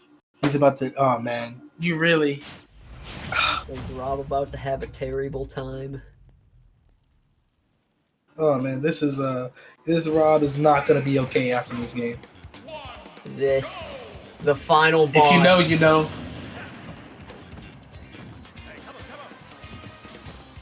I don't know if you know this, Brian. One of my favorite things about Terry is that you might know this if you've ever played a Fatal Fury game. Have you ever played a Fatal Fury game? I've never played a Fatal Fury game.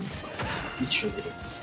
One of the things that I love about Terry is that when he gets into go mode, one of the moves that he unlocks is called Buster, which is basically he grabs onto you and kind of like blasts you away. And it's a really strong move. But when he latches onto you, he asks you, "Are you okay?" Are you okay? And then proceeds to punch and then just blows you up. I love that. Are you okay? Because you're not about to be. Exactly. Oh, but there it is. Go mode, like you were saying. Rob about to go from okay to not okay. But as I say that, Caster Curse kicks in. And it is now even 2-2. But he made him he grabbed the gyro I believe he grabbed the gyro by accident, and it caused him to be stuck in he was stuck in a state where he couldn't really shield. He just got absolutely destroyed. Yeah, K-Blob trying to get this shutout as quickly as possible, trying to close out Missouri's advantage, and he's doing a very good job of it. Except the last player of Mizzou trying to clean up at least one stock before he gets taken out. He wants to keep this advantage going. But he's now in go mode, looking to go for it. But he doesn't get fully launched. Another chance here. Both people at very able to be killed. Oh, this is bad for him. And he's gonna take it so he's gonna go up 2 stocks. Oh, this is gonna come down tooth and nail. Oh no, because he's at 154, so he's at kill percentage. So this is honestly the way I'm looking at it. It's probably gonna come down to the last stock. And there it is. He got him with the burn knuckle. Literally down to the last absolute available straw for both teams. Who is going to take this first seed spot for Group 9? It's looking to be the Rob. It's looking to be New Hampshire so far, as the Rob is just absolutely popping off. Getting a very high percentage difference. Missouri gonna need to pull something out. Gonna have to pull some kind of hat trick if they want a good chance at succeeding. He is just tossing this poor Terry all around the ground. He's having a Terry. Oh, and he reads this. The ending shot. And New Hampshire, I told you New Hampshire was going to take it. They just had one less stock than before. That was absolutely phenomenal. I mean, I know I said this was going to be neck and neck, but it literally was down to the last absolute straw. And I think that just makes for an even better last match of the regular season that we're at least streaming.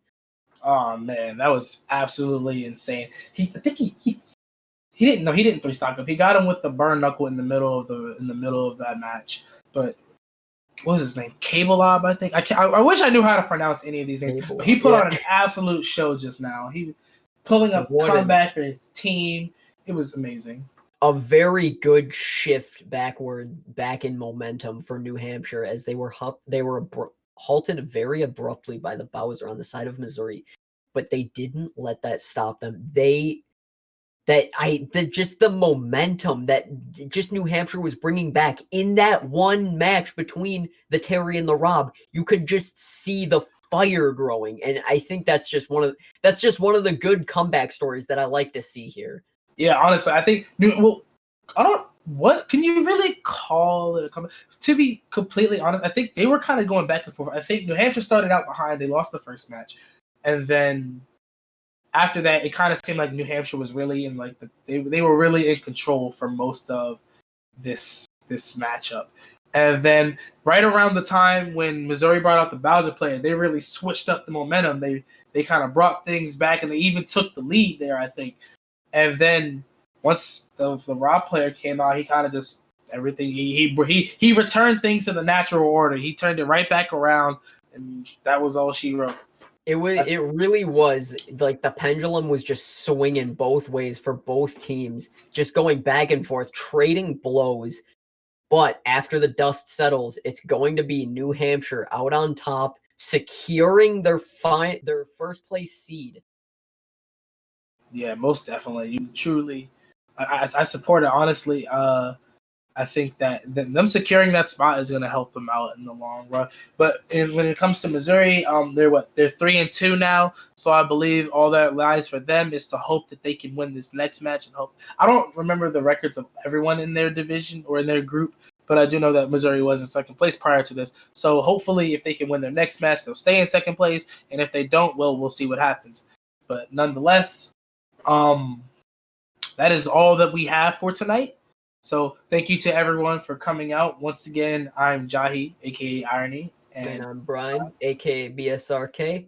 And remember, this Sunday, anyone who's interested, we have an Overwatch tournament, 6v6, free entry, $360 prize pool. Free money if you have the confidence to know that you can play Overwatch. Stevie, would you play on an Overwatch team? Is your team going to be competing in that tournament? We were going to have both our A and B team compete, but some people couldn't make it. So some people from our B team have formed a non-collegiate group, which I'm very excited to see.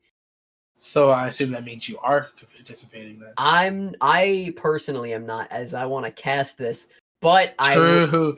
I don't want to spoil too actually much. Know what he's talking about. You got to pull up to the Overwatch tournament so you can actually hear Brian say knowledgeable things. Yeah, if you want to hear me verbally pop off, then get ready for it, because this Sunday I'm finally going to know what I'm talking about. All right, well, nonetheless though, thank you for everyone for coming out. We appreciate all the support. Make sure if you haven't, follow, drop a subscribe if you can. Eventually we will get these emotes out, because who doesn't want to see Jason Thumb emotes, But nonetheless, thank you to everyone for coming out, and we will see you next time.